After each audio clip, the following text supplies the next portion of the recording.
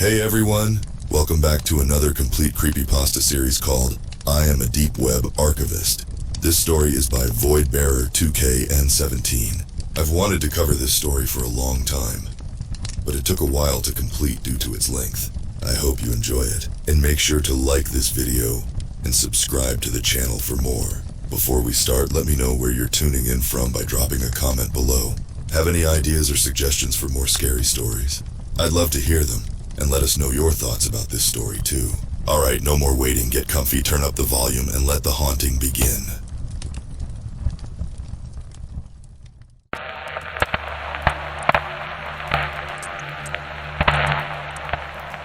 My name, at this juncture, is unimportant. I will likely reveal it at a later point in time, but for the meantime, John Smith will be a suitable alias. Before I reveal to you some of the files I have archived, I will need to explain you a bit more about myself and why I am doing this. Hopefully this will grant you a bit better insight into myself. I am, for lack of a better word, a sociopath, but unlike the ones with poor impulse control and self-destructive behavior, I had ingrained into me at a young age proper life skills by my father.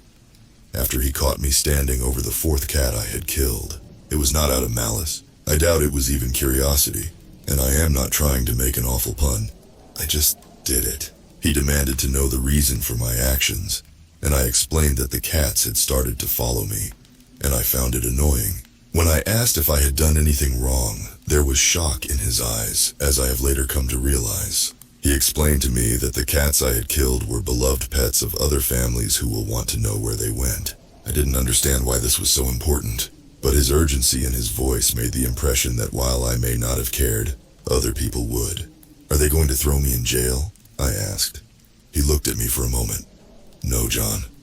I won't, but I need to understand why you act this way. And I will teach you how to blend in with the rest of the world. Your actions could have dire consequences for your life if you do not maintain control. So I will teach you. It will be difficult, but the lessons are valuable. In short, he trained me like I was an army private. Strict timetable, strict punishment, constant drills into theoretical situations, but he was never aggressive. There were times when I could see the predatory mindset he might not have even been aware of would try to push through, but he kept it in check. Being on a military base most of my life, the discipline was familiar. Eventually, I would join the army, and I did fairly well. While I did not understand why others did, I was aware that they would have motivations.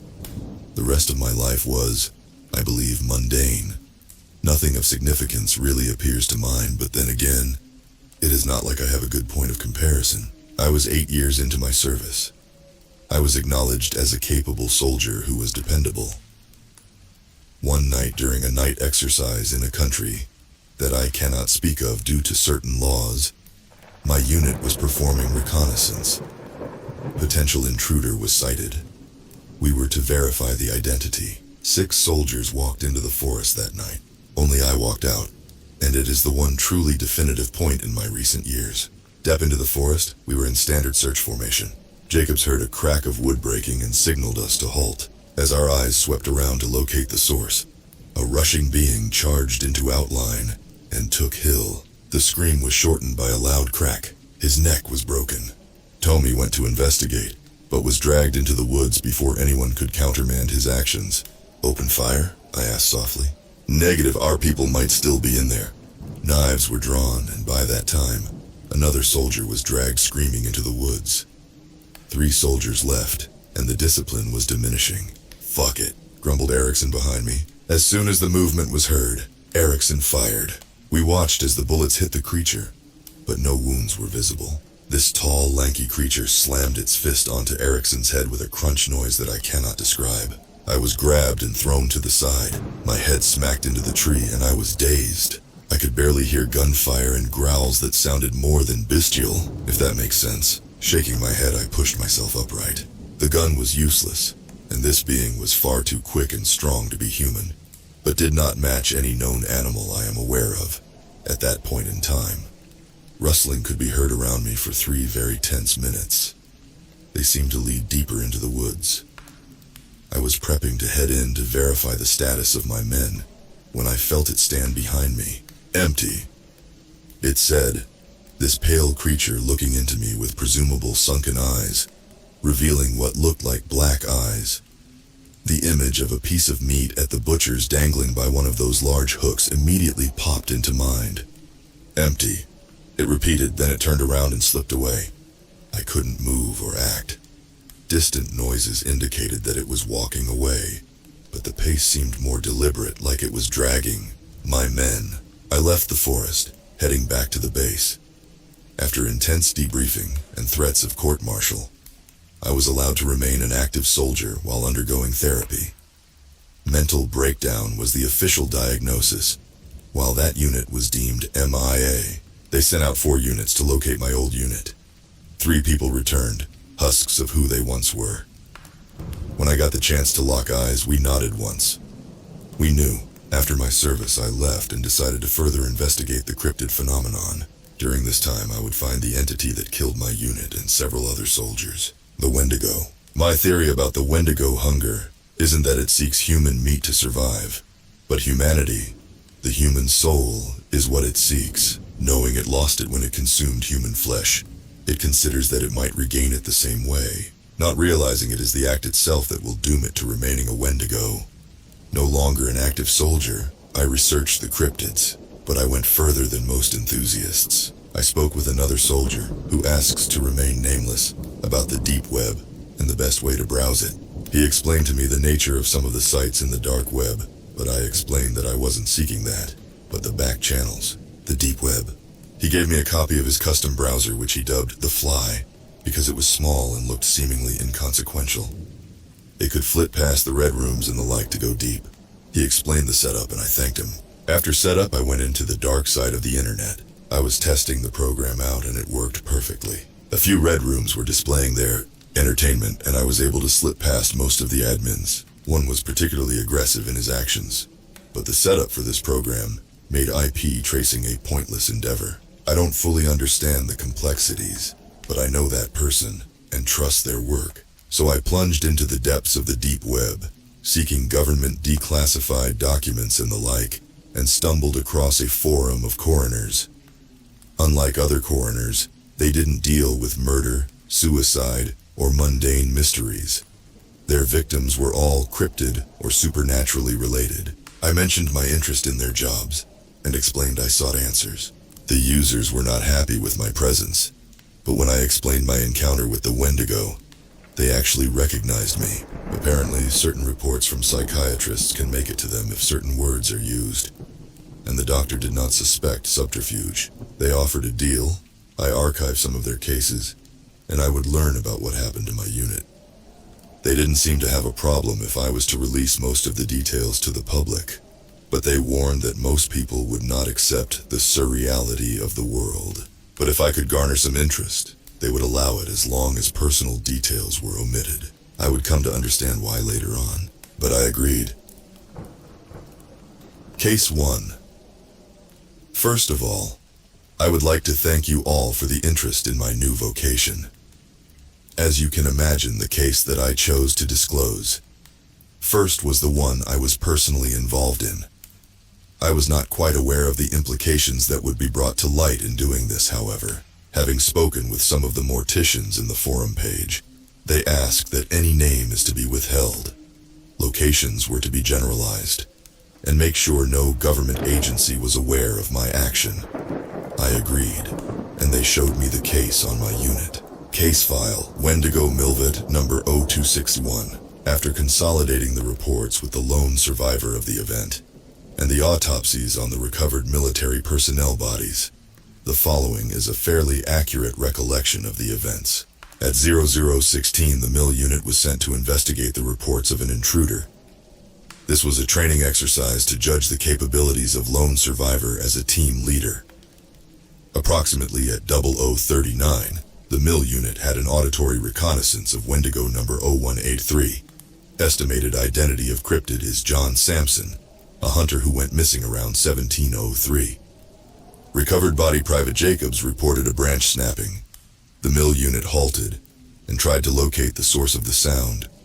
Around 0040, Wendigo number 0183 charged the unit and snatched Private Second Class Hill, snapping his neck. Private Tommy went to investigate but was grabbed by the claws of Wendigo number 0183, and his throat was slashed. Specialist Jameson was dragged under another bush. Claw marks indicate his death was slower as the lungs were punctured multiple times. Private Second Class Erickson was able to shoot Wendigo number 0183 when it charged the group again. As multiple previous cases have established, standard ammunition fails to leave a true impact on the body of a Wendigo. Further evidence that older Wendigo are virtually immune to small arms fire. Erickson was killed immediately when his skull was impacted for the top, severely misaligning two vertebrae, severing the spinal cord and crushing the throat vertically. Lone survivor was knocked aside. Estimate time duration for encounter with Wendigo number 0183 is 3 minutes. Acting Corporal Jenkins' body was never recovered. Of special note in this case is that this is one of the first times that the cryptid in question spoke in response to the presence of the survivor.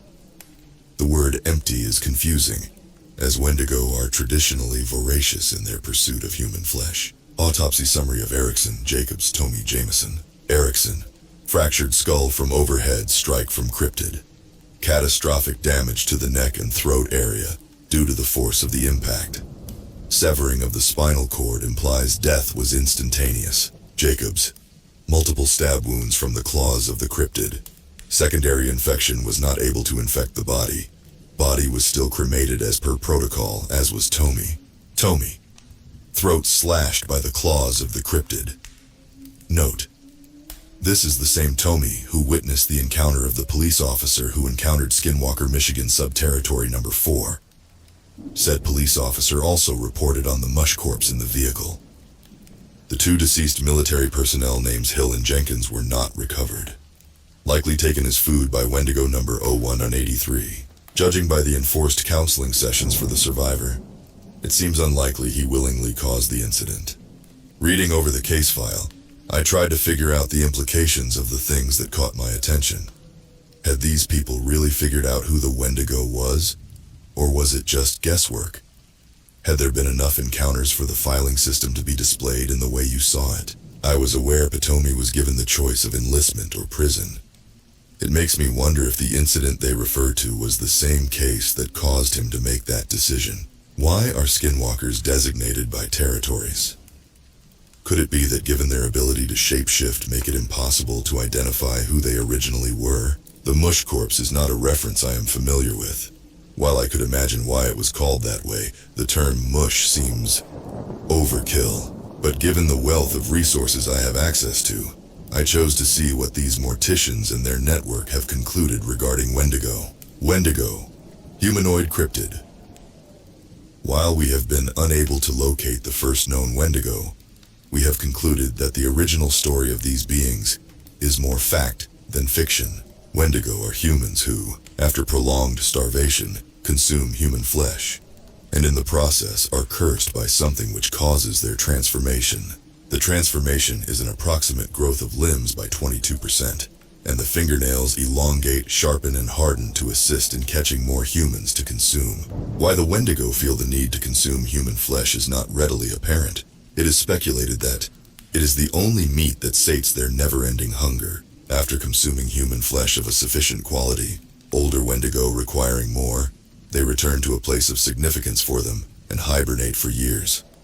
Fire seems to be a bane to these creatures, as it makes holding off the younger ones a more viable tactic. However, Wendigo, who are over 2 centuries old, seem to ignore the heat of the flames and ignore it as a stalling tactic. Weaponizing it against Wendigo is the far superior option.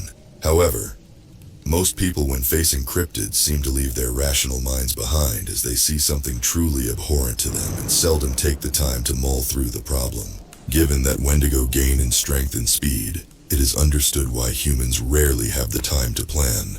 Cases involving firearms were conflicting until it was deduced that younger Wendigo were vulnerable to small arms fire, until their body matured to resist calibers smaller than a .22. Very few encounters have involved active military personnel, so judging that firepower is difficult unless more encounters were had. Knives are an effective if foolish idea for Wendigos who are less than a century old. Their behavior indicates that they shun civilization. Reasons why are speculative. The information was illuminating. Hopefully this will be of benefit to you all. If there are any other cryptids that you wish to know about, or unusual deaths, please let me know, and I will try to locate the appropriate case file. Case 2. There were a few more votes for a Dogman case, so I have found one that I hope strikes something within you. This one is fairly recent, from what I can tell. There is some footage from fairly early commercially available nanny cam footage as well, but I have been asked not to be uploaded that due to the hidden surveillance encryption, which allows the alphabet agencies access at their discretion. Case file: Dogman civilian number 0819. Initial victim is an autistic male of 9 years old. Severe anxiety around strangers. Communicative abilities restricted to barely legible writing in a large diary. Secondary victim is the child's mother. Father's whereabouts unknown, not important to this case.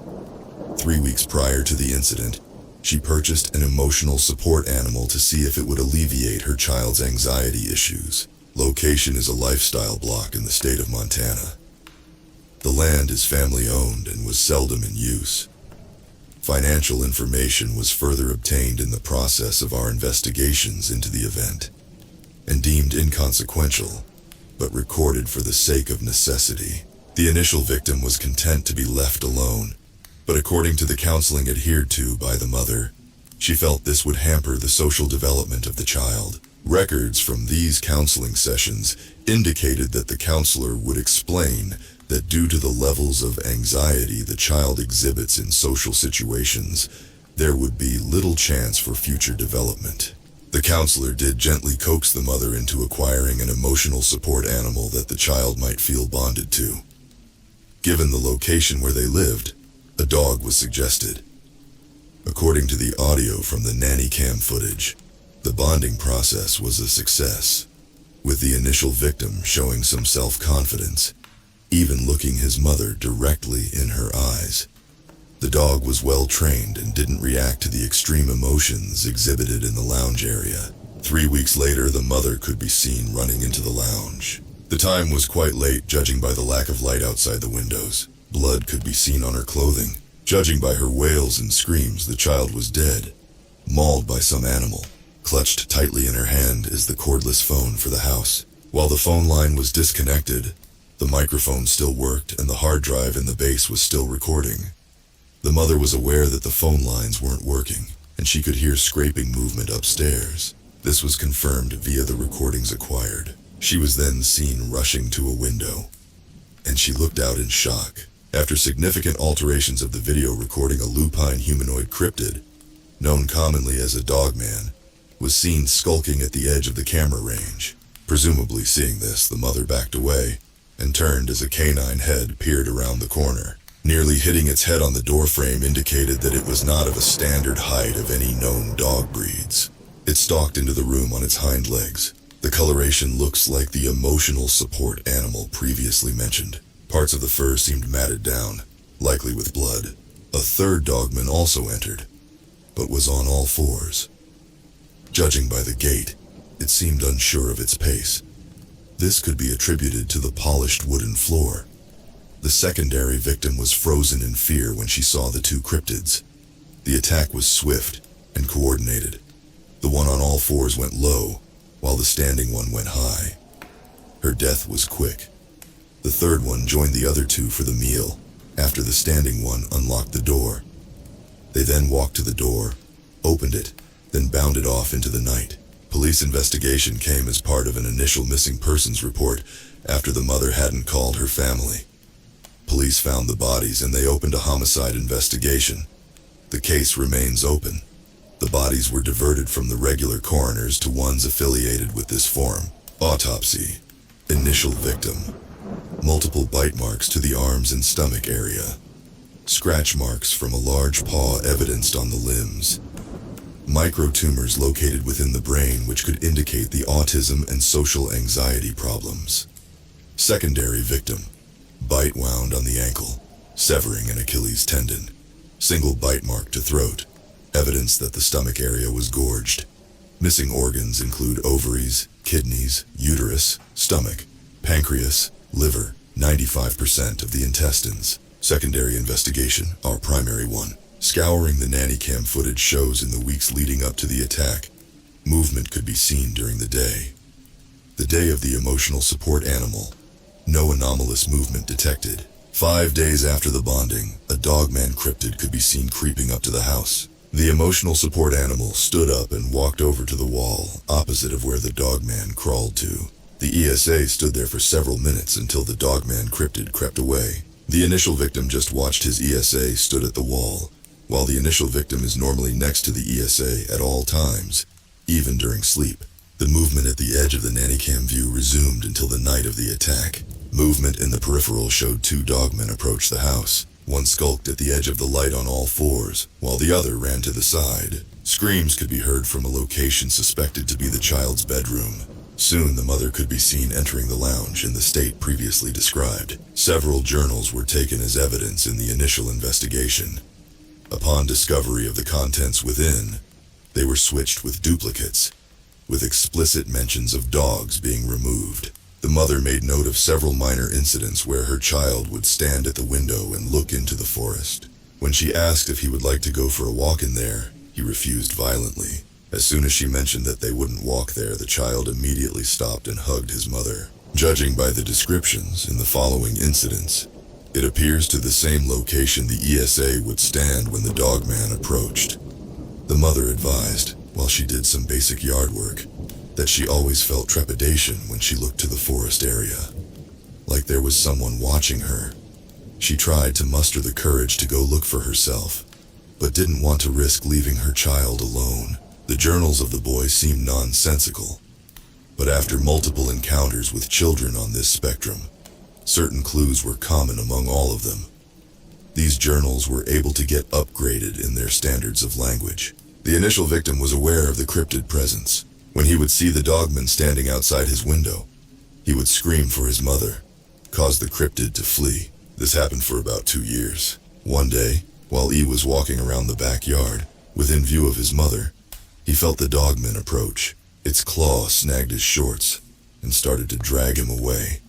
But his mother, fortunately, spotted her child disappear from view. When she approached, the dogman ran, leaving the child behind. What people would find most chilling is that the day the ESA stood near the cryptid was referenced in the book of the initial victim. Doggy was wrong. Looked like doggy but not doggy. Ma not no doggy wrong. Doggy looks at me like the bad thing at times. It is surmised that the ESA was turned into a dogman through unknown means, as 3 dogmen were seen running from the house. The ESA dogman was able to use his paw to turn the lock by hooking the key in between his toes. The handle was easier to manage. Details on the cryptid, dogman.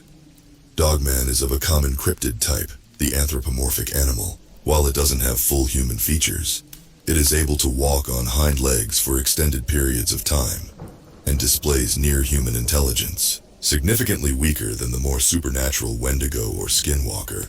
Regularly available firearms are enough to kill a dogman. Reports indicate that upon death, dogmen revert to their more base canine form. Case 3. This is an unusual cryptid, in which the incidents involving are often just sightings of something big in the woods. But there have been journals from long-term hikers and campers who have had prolonged encounters with these cryptids. There is also one autopsy for a Bigfoot. The mortician who conducted that autopsy was inconsolable for months afterwards. He has recently returned to work.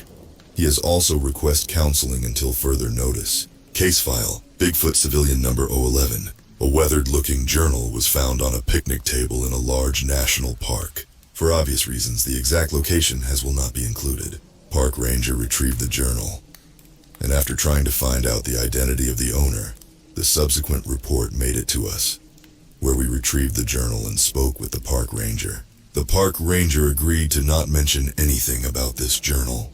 The camper who wrote this journal had gone on a rediscovery adventure.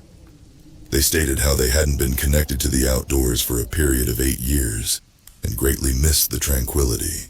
Having gone on a sabbatical, they did the appropriate level of research for the area they were going to, had gotten equipment to replace old gear. They did some training to keep fit for the long hikes, spoke with the park rangers and left. The details were removed from the relevant databases. The beginning of the journal is a descriptive journey, making mapping the beginning quite easy. 2 weeks in is the first indication that there was something preternatural afoot.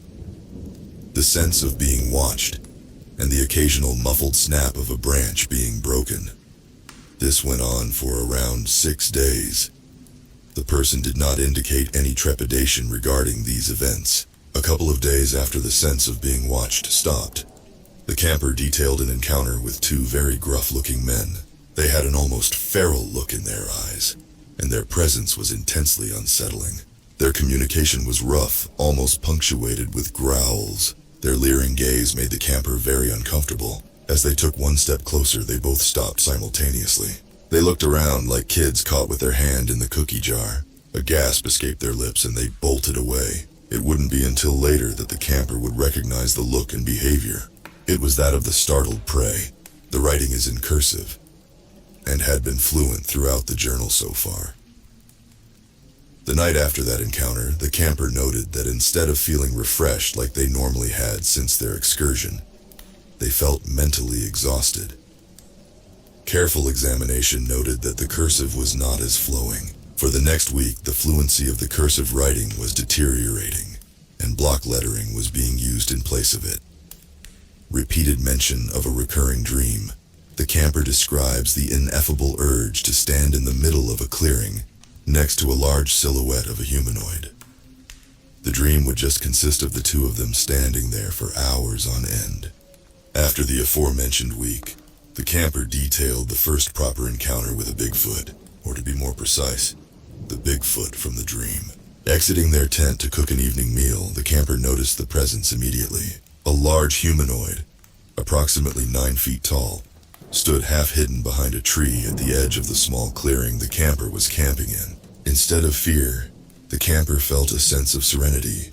The camper nodded to the Bigfoot, then cooked their meal. The camper had trouble putting into words what happened next, because while he did engage in a form of communication, due to the nature of how the conversation took place, putting it into words seemed difficult as 5 pages were filled with writing, which was crossed out on multiple occasions. From what could be ascertained, the Bigfoot would telepathically impart the concept of something into the camper's mind. For this instance, it was the concept of cooking food. Not the description of it, but the concept. It seemed a little hazy, as if unsure. The camper tried to explain vocally about the process of cooking one's food, but the Bigfoot reinforced the idea, and instead of cooking, the focus was on the process of cooking. It took a while, but it seemed that the Bigfoot was looking for an invitation to join the camper for the evening meal. The camper tried to form the image of the 2 of them sitting together to eat, which the Bigfoot took as the invitation it was meant to be. For around 10 days, this guest would be invited to join for the evening meal, and they would sit and eat.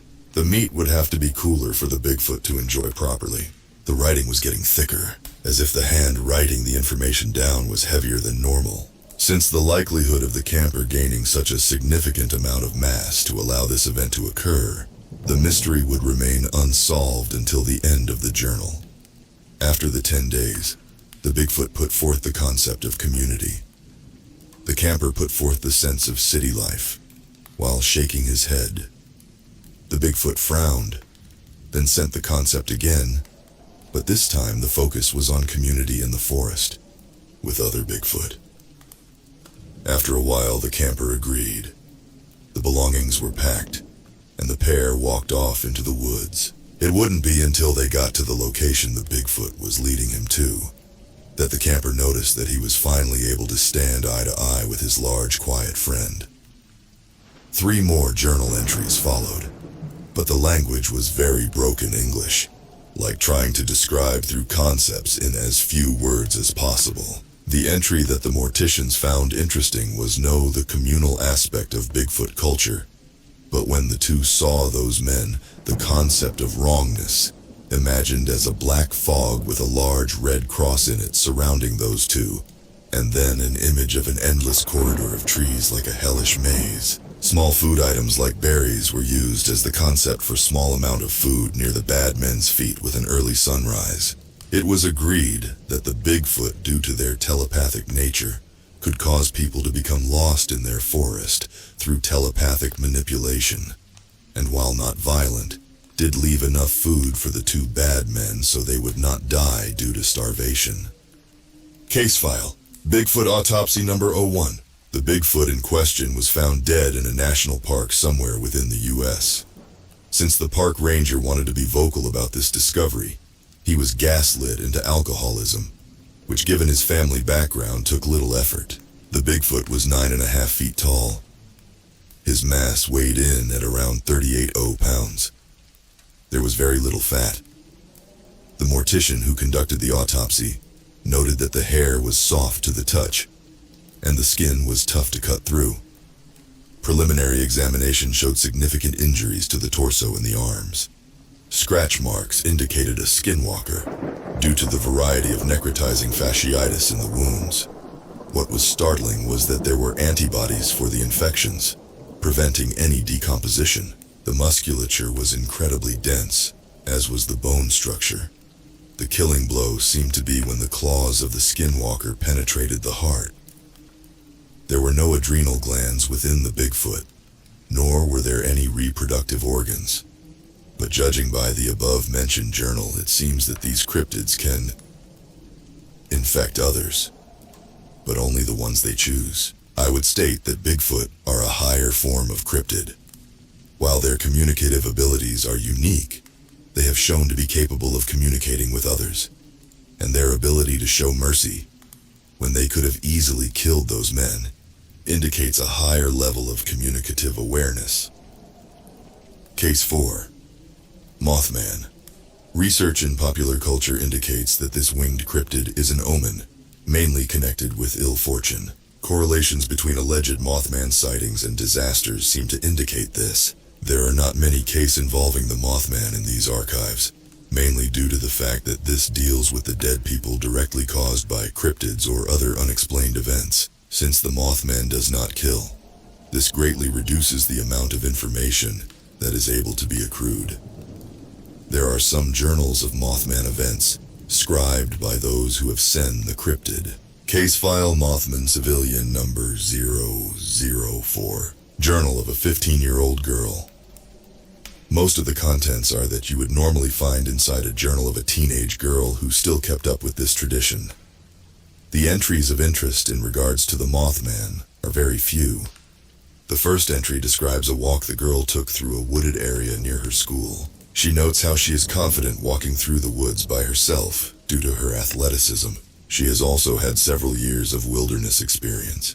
The walk was supposed to be about 3 hours. Approximately 40 minutes into this walk, the girl spotted a dead deer with circular holes in the chest area. She looked around for any sign of a hunter, but this trail was a known walking area, so the chance of a hunter risking the death of an innocent person would be extremely unlikely in her purview. She stood up and continued on her way, and she was bothered by a feeling she could not describe, like a light buzzing in her mind, that kept her very vigilant. After 10 minutes, the girl was brought to a halt when she saw a tall humanoid with wings glaring at her with red eyes. The sight of this monster caused the girl to bolt. The girl would make notes indicating she was paranoid about this creature.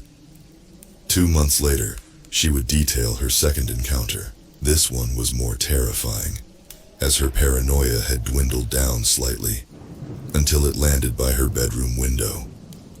Its glowing red eyes would peer into her room, and seeing this tall monster gaze at her brought her paranoia back.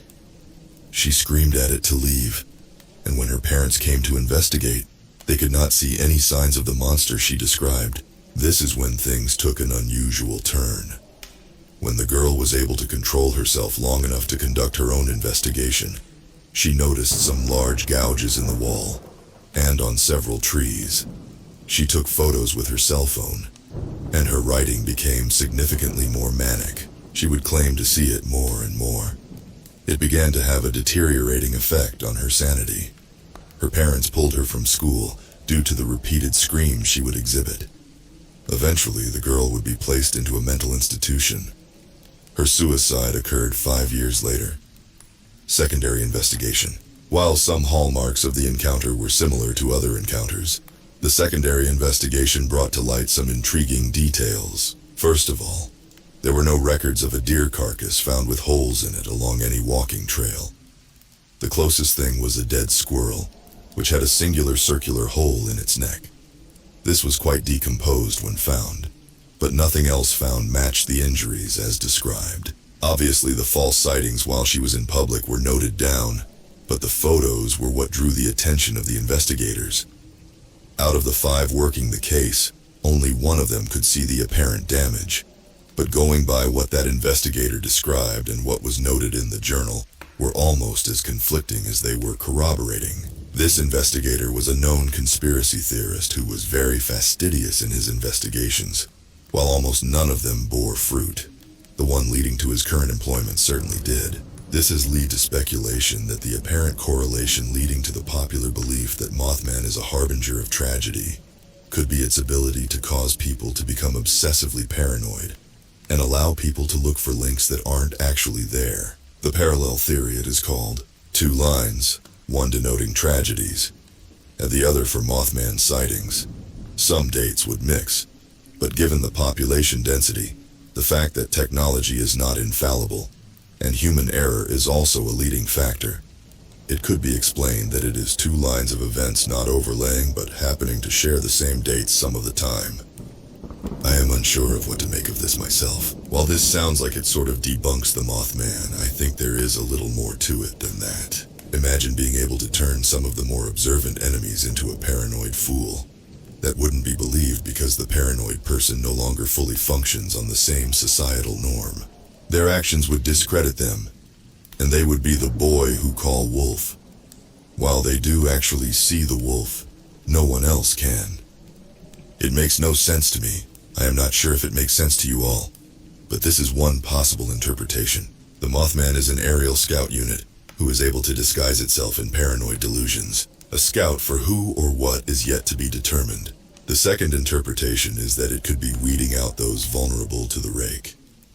As a cryptid, the rake is able to have a more psychologically draining effect on those who are unfortunate enough to encounter it. And the almost nihilistic viewpoints those people suffer could easily have been paranoid delusions instead. But this is just my interpretation of the cases I have seen and transcribed.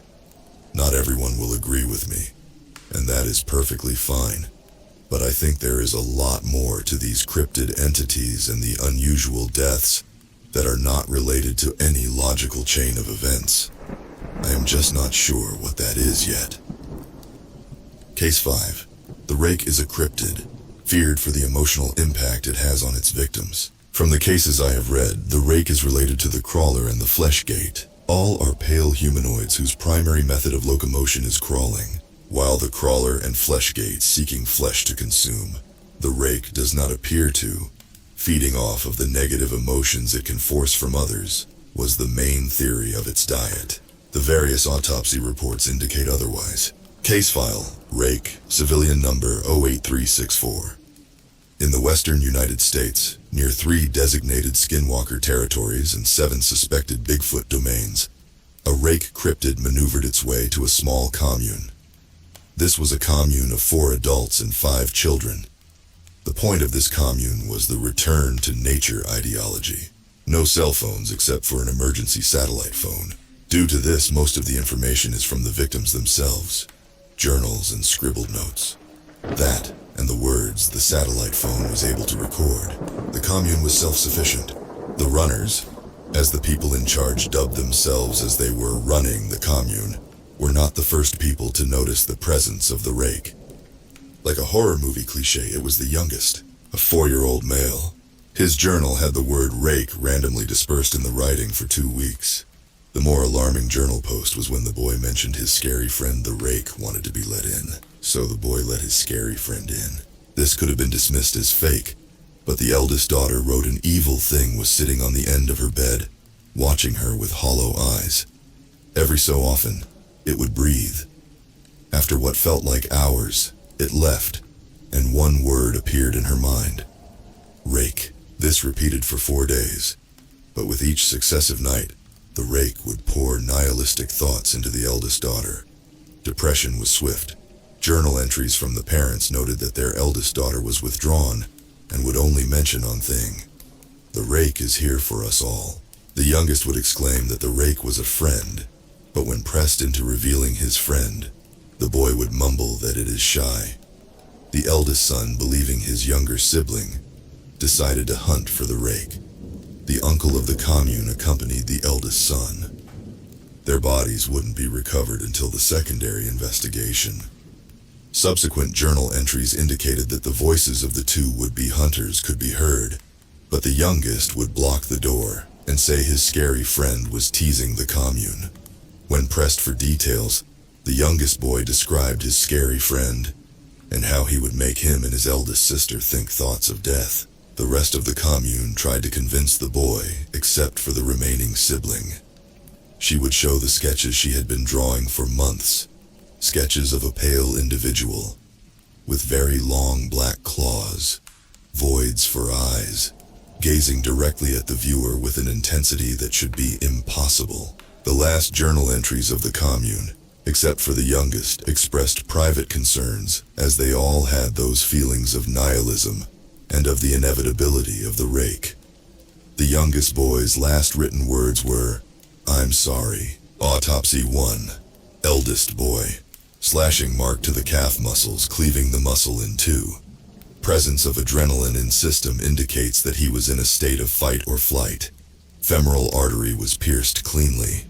Death was slow due to smaller puncture wound on the femoral artery. Autopsy 2. Uncle. Deep lacerations to the chest. Wounds to the arms indicate defensive wounds. Autopsy 3, 4, 5, 6, 7, and 8.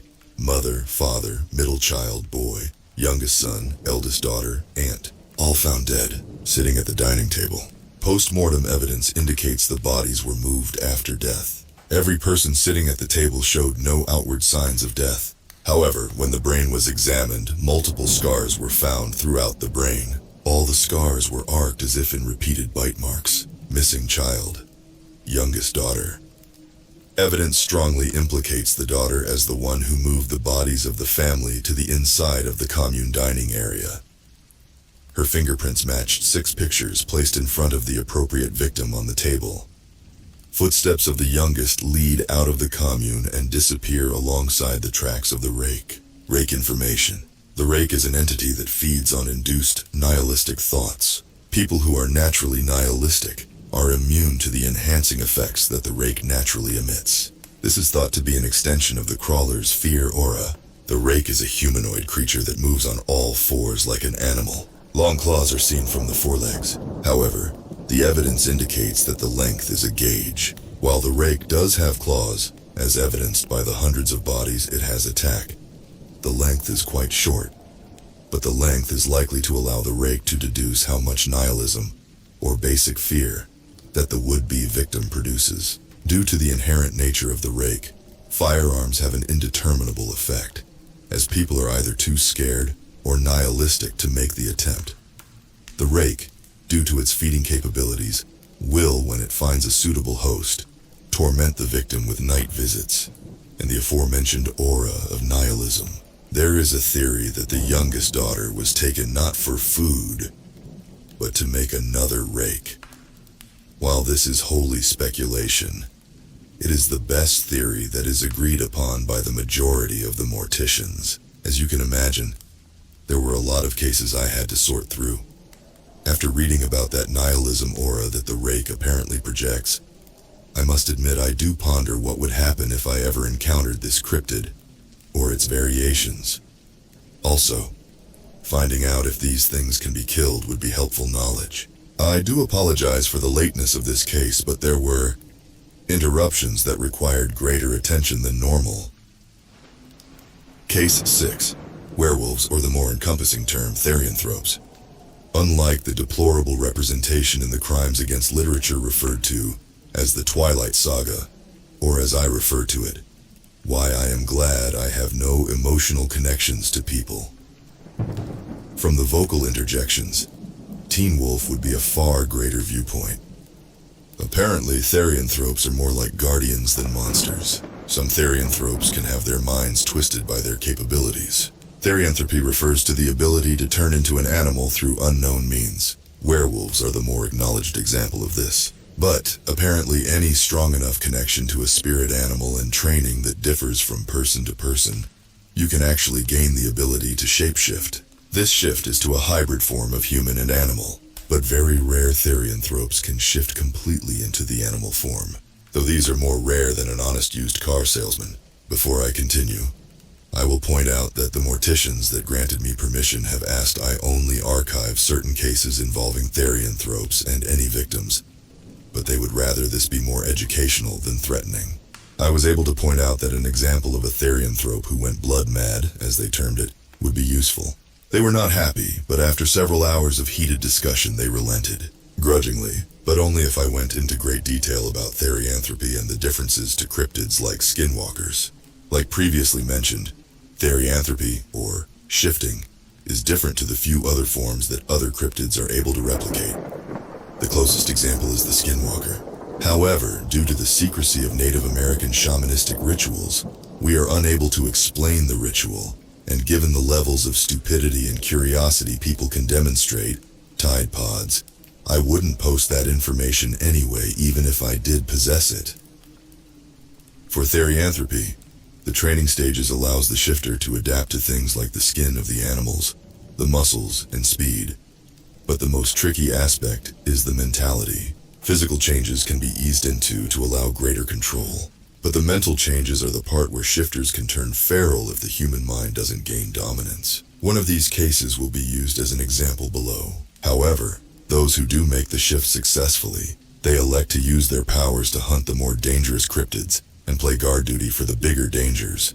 Though while these Therians were effective in cryptid combat, they couldn't fight them all. The rake has an especially destabilizing effect on therianthropes. The skinwalker trigger a truly heightened fight or flight response. The fight would be to the death, typically the Therian. The common Therian forms are wolf, horse, boar, and bear. There are others, but I am asked to mention them only in the relevant case files. The case file I have chosen, and had to defend my choice for, is one involving the last true werewolf. I have been asked to omit any dates, as there are still hunters out there who are trawling sites like this, looking for clues to the Therian threat. They are obsessed with killing Therians. Case file Werewolf Therian number 001 final. Journals and maps indicate the location of where the last true werewolf was eventually killed. The language is not English, but something I was able to get translated. Again, the language is not something I am allowed to disclose. We have been hunting him for the past 6 weeks. His aggressive nature is causing his trail to be easy, but we are patient. We know he is the last. The Inquisition, the Shadow One, has killed many werewolves and eliminated most of the more insidious vampires.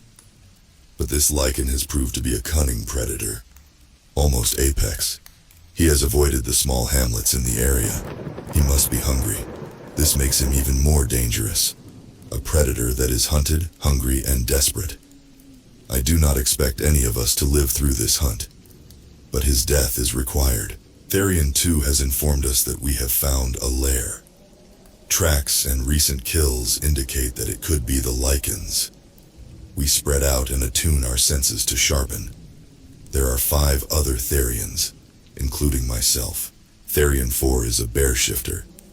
She is looking at the mouth of the lair with an odd expression. Human, the Therian whispered. All our eyes snap at each other. This changes things. A hostage or a snack. Unless we move, the human is dead. As the hunt leader, I walk into the clearing. I am a wolf shifter. There are 2 boar shifters, the bear shifter and a horse shifter. The others follow me into the small clearing. The boars were twins. They nod at me. We know our roles. The boars were to play bait. The horse shifter was a trained healer. The bear shifter is the main powerhouse. As a wolf, I have an inherent understanding of team leadership. I howl, reaching that primal aspect, issuing a challenge. The others scatter to their positions. I stand in front of the lair mouth. A growl that seems to shake the entire forest ripples from the lair. It stalked out with restrained strength. I charged at it, and I knew the response. It charged at me. The lichen leapt at me, but I slid along the ground as the boars charged in together. Their tusks barely broke its skin. From this point, the writing would change in style. The language was the same, but the writing is much shakier. It was apex. A lichen reached the pinnacle. We won't survive this fight. The bear charged in with roar like a volcano. The blows seemed to shake the very air around us all. The leader started darting in and out, snapping at hamstrings and other weak points. The boars started to mirror their attacks, aiming for the same spot on the opposite side, if that makes sense. The fight was the most brutal I had ever seen. The lichen's claws easily ripped through our flesh. The bear was greatly wounded, and the hunt leader was missing his throat, still clutched in the lichen's right hand. The surviving boar was being held up in the left hand, and its kicks were getting weaker. I move and strike. My kicks are powerful. I reach out with a kick and slam into its throat. I can feel the windbox collapse beneath my hoof. He throws the boar away. A loud crack answers the question I dreaded. I start to dart aside, but with his last few breaths, he managed to slash against my stomach. Then he collapsed. I took the book from the leader and have documented the final fight. I am dying, but this needs to be recorded. I'm going to ask the human who is staring at us. Get him to hand this journal into a sage. We fought well. Case 7. I remember reading somewhere that the rate that herd animals are killed by predators in Africa is the same rate as the number of people who just completely disappear. Some of these are fodder for the dark web and the like. But what about the people who don't just disappear, but are known to die through tragic happenstance? Malaysia Airlines Flight 370 and other similar events. The Titanic is another one, and the dreaded Bermuda Triangle. As implied, I did spot some of the missing in the dark web. But what happened to the larger groups of people who die? But their bodies are mostly unrecoverable. There is a bit more to their deaths, judging by the records I have seen.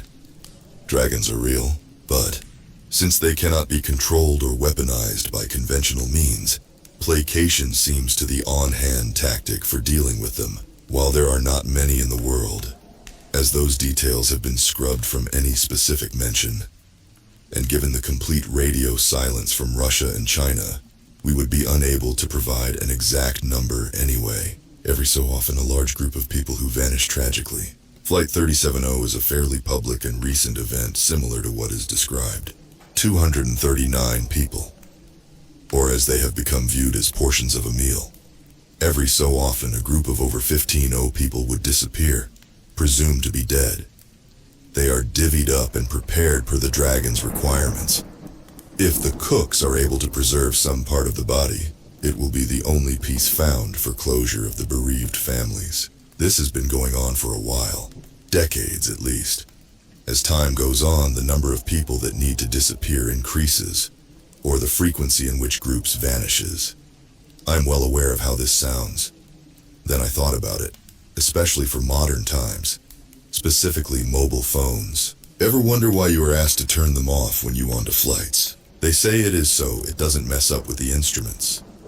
But if I was going to design an interconnected system to stay in control of an airborne vehicle that can be measured in the number of elephants, I would make sure that there is no way that the mobile home network in absolutely no way interferes with my systems. We have all seen the signal strength indicators on those devices. Why can't we just actively track mobile phones by signal strength? It obviously makes a connection with the tower or network, so it is plausible. All they would need, in theory, is to search for those missing phones along the network, and use that to triangulate the location of a majority of them. Sure, water damage could affect, but they still had a connection before the damage.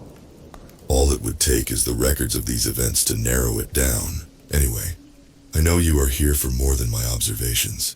There is a journal of a dragon discoverer, and the autopsy of said discoverer as well. Case file, Dragon number 013. I have been traveling through the jungle for weeks now. I'm reasonably certain that I am lost. However, I am not new to these expeditions and pay attention to the surroundings. I have also been here before, so I have that as an advantage. I heard a noise last night. Something is stalking me through this jungle. I am going to set up my tent and write more once I have a clue what is going on.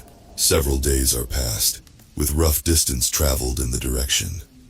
I have never experienced silence like this. The only sound I can hear is the scratching of pen on paper. I can barely hear myself breathe. When writers describe a sense of dread blanketing the area being described, I know fully appreciate and hate it.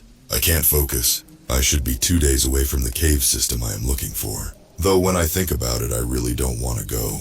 2 more days with notes pass. It hasn't killed me, but I don't know how much longer I can keep it entertained.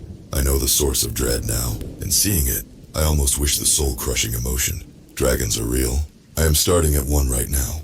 Dark scales cover this glorious monster. At least 4 feet long, it just lies there. Bones all around it. When I entered the cave, I didn't even see it until it blocked the passage when I went to leave. When it speaks to me, it is excruciating. Not in volume, just the raw power of its voice. He says I am its first visitor in a long while. It spoke at me for hours. I am not sure, my bones are still aching. For all I know is it could be minutes, but the pain is excruciating, and I have been bitten by a bullet ant. Several sketches of the dragon are seen in the journal. I hear movement from the cave mouth. The dragon is awake and smiling. It is the most horrifying smile I have seen. A large metal cage filled with corpses gets pushed in. The journal ends here. Apparently, the morticians are part of a larger shadow community. It is through another aspect of the community that the journal was passed on. Curiously, it was not been destroyed. When I asked the morticians why it wasn't destroyed, they reminded me that it is plausible to follow the man's path. There is an autopsy file of the explorer. Autopsy. Male, late 30s. Bone structure is riddled with microfractures. Skeletal structure was compromised. Cause of death was a morphine overdose administered while explorer was asleep. Apparently, dragons can cause microfractures to normal humans due to the intensity of their power. But the humans with the LRP5 mutation with gain of function are able to resist the damage. However, since the known LRP5 mutations are of interest to the scientific community, the LRP5 ones who are not tracked are encouraged to assist the shadow community. As a side note, an agent who wishes to speak with me has been knocking on my door for the past hour. I will speak with her momentarily. I will update you depending on how the conversation progresses. Case 8A. Apologies for the delayed update, but the conversation with the agent I previously mentioned had consequences that demanded an immediate response. While a certain government has been keeping abreast of my updates, they approached me solely due to my history, specifically Case 1. The base where I was last deployed to had been operating smoothly. Too smoothly for anything having to deal with the government or military bureaucracy. They asked as gently as any secretive government agency concerned about the integrity of a military base on U.S. soil, for me to accompany them on a base visit. We left immediately. The ride to the base was tense, judging by the very slight shifting of the 3 agents I was accompanying. We got to a cheap motel an hour's drive from the base and booked in for the night. While I was handed a uniform to change into, I pondered over some of the cases I had read and not archived yet when an epiphany occurred. What if the morticians and whoever else pondered about the cryptids were wrong about the relationship between the rake, the fleshgate, and the crawler? What if they weren't offshoots but aggressive scouts? I am unsure for whom they are scouting, but this is just an alternate perspective based on the facts. The rake and the fleshgate are reported to have some influence over the human mind. The rake is more psyops, and the fleshgate is more focused on infiltration tactics. The crawler would be a shock troop, focusing on the aspect of fear when people notice the truly inhuman speeds they can actually exhibit.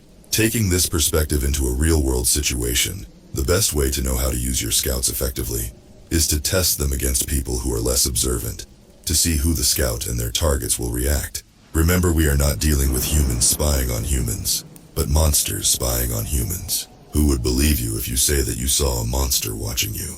You would be teased or ignored. Only the people who have also witnessed these monsters would believe you.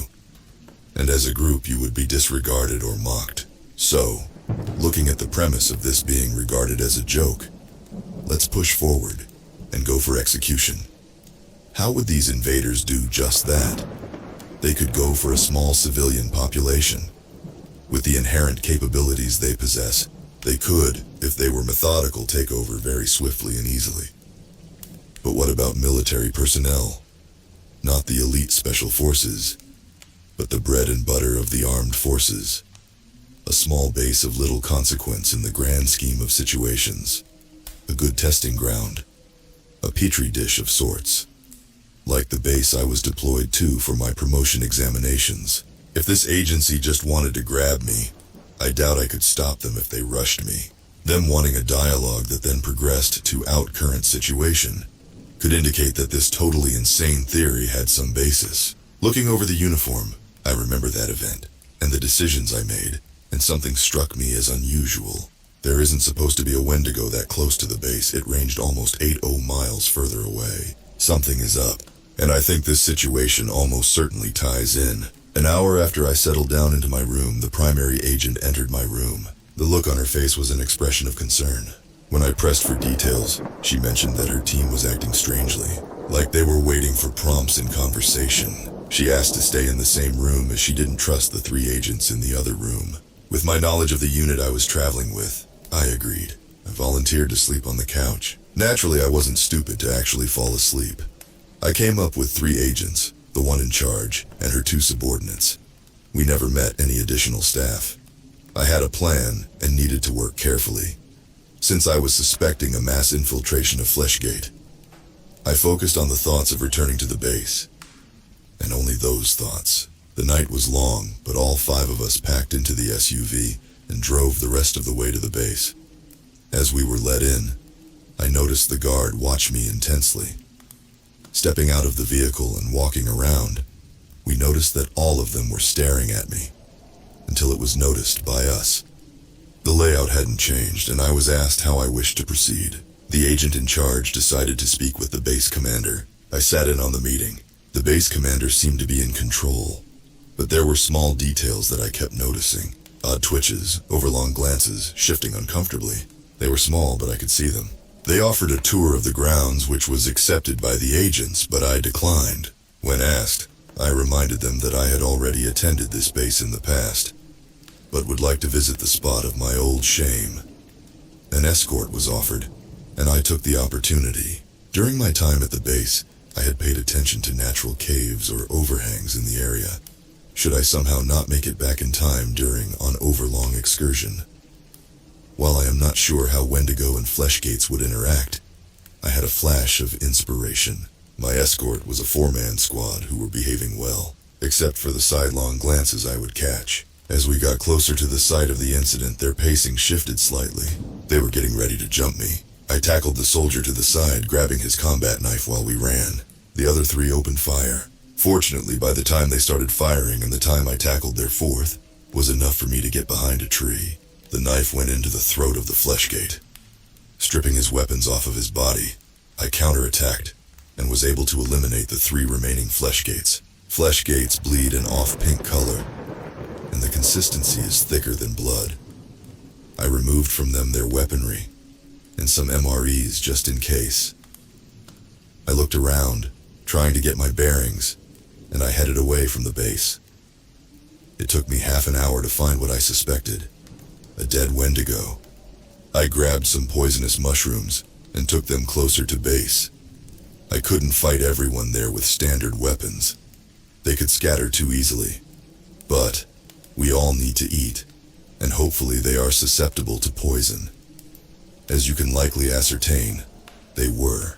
I will write up the details of the rest of the encounter, and how the truth was kept hidden from the government, plus the various autopsies that would be conducted. I also met a retired mortician. Case 8B. Sorry for the delay. This has been a difficult case file to finish writing up, mainly due to the repercussions of my actions. Like I previously mentioned, I was suspicious regarding the personnel on the base, and given what I found in the forest, I took precautions. Knowing the poisonous herbs and mushrooms in the area, I took a significant amount. The base personnel amount is wrong. There are likely to be more discrepancies, and I know that one of those agents is likely to be another Fleshgate. I have the tools to do what is required, but deployment will be difficult. I needed to affect as many people as I can, including the agents. I am the only person I know is not affected. I got little sleep, not that any reasonable individual would in this situation. Knowing some protocols, I was able to use the natural poisonous substances to infect the food and cooking utensils. Hours later, the infiltrators started to succumb to the poison. I figured it would be likely that I would be identified as the culprit. Fortunately, when I was based here, I would plot how I would assault this base, positions to use for choke points, places to hide myself or supplies. While the army personnel do not carry normally, the agents would be required to arm myself.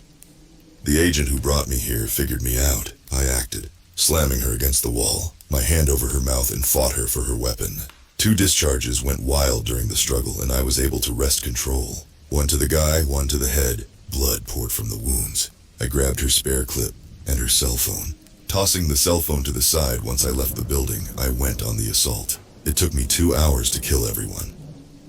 I received a total of 5 gunshots. Ignoring the pain, I noticed that not all bodies bled red. About 65% the bodies seemed to slightly deflate upon death, and the liquid they leaked was not red, but a light pink color. It also didn't look like blood. The consistency was slightly thicker, almost like mustard. When I was searching the commander's office, who was a Fleshgate, I created a throwaway email account and emailed a mortician contact. I sent them the direct dial number for the office only. 8 seconds later, the phone rang. I told them about the Fleshgate infiltration into this base. I explained my actions to them, and they advised they would send a retired mortician to attend the site. While they never dealt with autopsies anymore, they stayed within the organization. I waited. Part of me wanted to move the bodies to make corpse retrieval easier, but the practical side of me said that they would likely be upset with me disturbing the evidence. Sitting in the commander's office, the wait was long. I wanted to focus on how to identify Fleshgates, but it would require resources I do not have access to, and I also had no major inclination to look too deeply into it. I appreciated my archivist duties. While being active would be appreciated, I would rather just archive. The retired mortician arrived in a large truck. 3 people piled out of the back. I met them at the gate. As they approached on foot, I pulled out a knife. I explained that some of the corpses were Fleshgates and bled a different color. I cut myself slightly and bled. The others complied with the request and showed the same color. I was mentally projecting an off-green color, but it seems these were humans. I walked the mortician through the assault on the base, and I explained about the cryptid corpse in the woods. The retired mortician thanked me for the detail when I spotted his name tag. I confirmed that this was the mortician that retired after a mush corpse. His face paled significantly at the mere mention of the incident.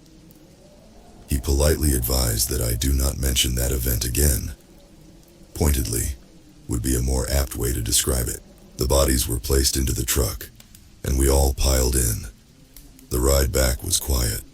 The one thing I did not was the haunted look that Well shared.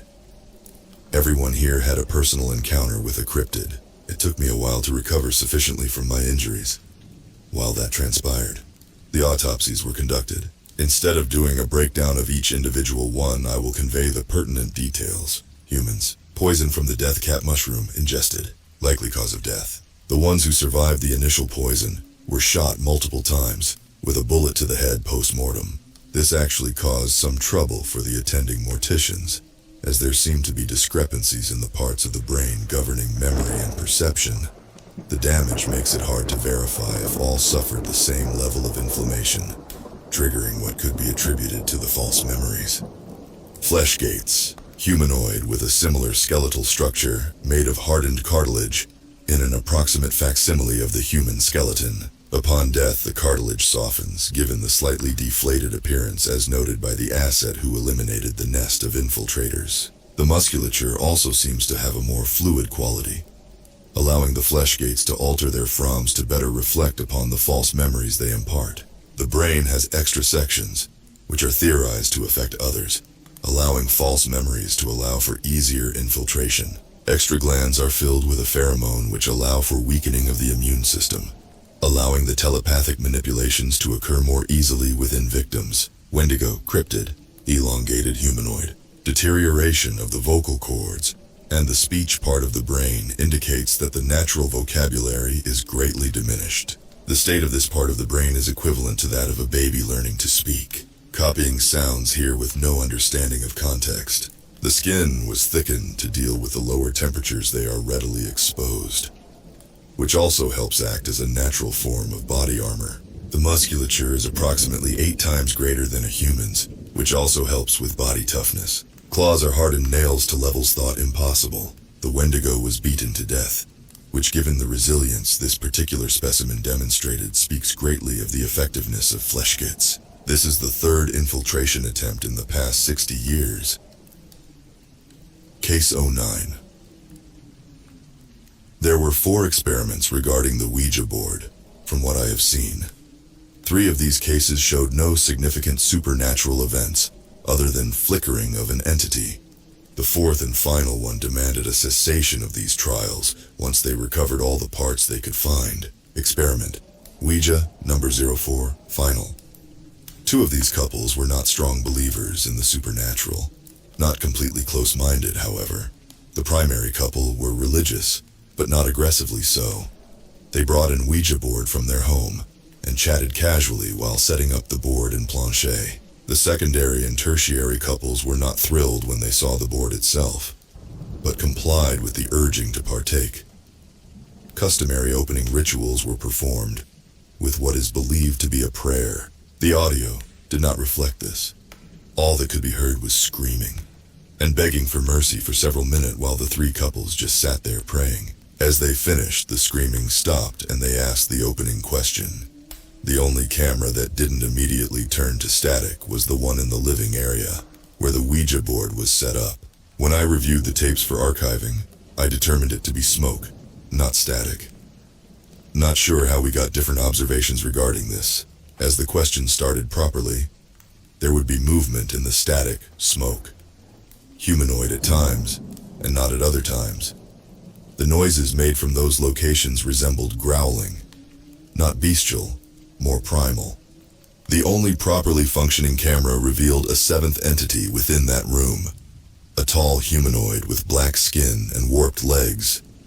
It wasn't looking at the couples, but directly into the camera. The primary couple were a bit more energetic than the other 2 couples for undiscernible reasons. The microphone in that area wasn't transmitting the conversation, even though it was working up until the completion of the opening question. The notes from the researcher spearheading this indicated that he could hear the couples talking just fine. They were trying to contact the spirit of a deceased grandmother of the male of the tertiary couple. Names would be given, but the remains were not identified, just matched to what was left. 3 minutes of questions later, the primary male glanced at a mirror and noticed the humanoid staring at them via the reflection. He went to yell, but was unable to make sound. The others glanced at him oddly. Then a voice came from the primary male, impossibly deep. The voice demanded they resume the experiment. This was underlined in the notes as well. When someone would attempt to question, the humanoid would raise a hand and scratch the air, but wounds would appear on the interjector. The voice would demand they resume. The face of the entity would flinch, like something not used to a facial structure would try to emulate a smile they saw someone else do from a great distance. The question became intensely personal, and going by the investigation conducted by the organization, the answers given were false. The questions were for those of a perverted sense of morality. The answers would be dragged out by the planche, while the other 5 would vainly attempt to remove themselves. The entity's body started to flinch, in what would be approximated as laughter. The notes for the experiment stop abruptly during an observation that some aberration was making their way down the hall. It is here, and it is happy at me. Those are the last lines from the case file. The footage goes black. There would be a 2-day pause. Then the head researcher who was personally overseeing the experiment would be located in a remote Danish bed and breakfast. and parts of the 6 volunteers would be discovered in the bed. When the matter was brought to the attention of local police, the organization were able to take control over the case and subsequent investigations. The room was covered in uncoagulated blood and fecal matter. Phrases in a language thought to be Latin were seen, but the translation team were unable to translate. They tried the rest of the global human lexicon with no success. The translation team would complain of seeing a writhing humanoid form haunting them 3 days before they commit impossible suicides. One was found hanging by a spiderweb. One had shot themselves in the head with no gun, residue, or casing. Just a hole that matched a .38 caliber bullet with no indication of significant velocity, just trace amounts of unignited gunpowder. The other swallowed medicinal pills not available for commercial release for another 3 years as the chemical formula was still being worked on. 3 left feet, 5 right feet, 2 right hands, 4 left hands, all missing fingers, 4 1/3 of a torso, 3.5 pairs of legs, 6 sets of teeth, 4 skulls, all disembodied pre-mortem. The aforementioned body parts were found in the same bed as the head researcher, who woke up to the sight and screamed. The DNA were able to match up what was found to the missing couples. Semen was found on various pieces that matched the head researcher. The head researcher states that after everything went black on the screens, the entity abducted him and forced him to endure torture for a period of time that he has no words to describe other than hellish. He stated he could see the couples were suffering lesser forms of torture, but the entities inflicting the pain and agony highlighted that the head researcher was to blame, as he wanted to see if demons in hell were real. Autopsies of the parts recovered show multiple fractures on the skeletal structure, tearing of muscles. Torsos had the traditional Y cut of an autopsy. However, the scarring indicates that the wounds healed multiple times. The head researcher refuses to fall asleep, saying he sees them when he closes his eyes. Whether he is referring to the demons or the people whose torture he caused, he will refuse to clarify. The head researcher also shows the same autopsy scarring. No further research is planned regarding the Ouija board, and I have asked the morticians that if they hear anyone moronic enough to try another experiment to notify me immediately so I can kill them. I am sorry for the delays in posting these case files, but it turns out since my efforts regarding the infiltrated military base, I will be doing some field work with the retired mortician. We are to head to Scandinavia in the next couple of days. Case 10. The mortician and I have returned from our excursion to Scandinavia. It was enlightening. We flew to Oslo first. The airport was busy, as you could imagine, but the mortician and I were fairly silent during the flight, except answering the questing asked by the air hosts. Our luggage for this leg was fairly light, only a few days of clothes and toiletries. The mortician didn't understand why I didn't want us to take cold weather and hiking gear from the US. I pointed out the climatic and geographical differences for the areas we would be hiking through, compared to the majority of the United States. In Norway, and other regions of the Scandinavian area, the gear would better suited for their climate and terrain, so buying it from there would be a wiser choice. We dropped our luggage off at the hotel and went shopping. We got boots, jackets, a couple of tents, and other hiking utensils. We also got a couple of larger suitcases to help us cart our new gear as we got closer to our next phase of this journey. One long bus trip to a place name we mangled in our pronunciation later. We had been in Norway for a couple of days. During the bus journey, there was an odd sensation, like I am walking through a garden and the owners are very keen of my presence. It is a very weighty sensation. We headed to our new hotel for a couple of days, and we looked into the local legends of the small town we are in. Nothing overly promising, but I did voice the experience I had on the journey. We asked around and got the "look at the funny American tourists" reaction from most of the people on the town. But the mortician and I had instructions to follow. The task of trying to locate any trolls in the Scandinavian area. Given my military background and the funds the mortician was working with, we would be able to navigate the wilderness fairly well. The local populace mentioned some of the more dangerous plants in the area. We packed up and headed off, making sure to tell the local police station that we were planning on a week-long hike. Not much happened on the first day, and it was the second day when we both felt that judgmental gaze upon us. Mid-morning on the third day, we found a large rock covered with moss. I remember the initial research I did on these cryptids and their believed behavioral patterns. There was what looked to be a part of a wall below the rock. Scandinavian trolls were believed to have thrown rocks at churches. I looked around and saw that the hillside area seemed a little odd. I approached carefully. The mortician watched warily. "Hollow man," a voice grated. "Have you ever bitten a metal fork, and you get that awkward sensation of metal on teeth?" That's what the voice sounds like, but for the entire skeleton. The mortician approached. "Truth seeker," the voice stated, "why are you two here?" I could see a set of eyes staring out from the hillside, watching us with a timeless gaze. There was an actual troll. It appears to be sitting down, so I cannot give an accurate observation regarding its size. But from its huddled position, it was at least 4 stories high. "We seek to know more about you," the mortician called out. The troll focused his gaze and spoke. "How many pulp men?" "I know of 3, I answer. The mortician grips my shoulder with surprising tightness and adds, 12 more, that we know of." "And those out of time?" The troll was more insistent on this question. I started to answer, stating that I was unsure of what he means, when the mortician spoke up. 20. 8 were pulp men." The troll nodded and closed his eyes. "We resume slumber. Our watch will start soon." He grated. Day was slipping away and we would need to camp soon. We set up our camp and I waited for the mortician to speak. Very rarely one of the corpses we get is for someone not in our time period. Never from the future, always from the past.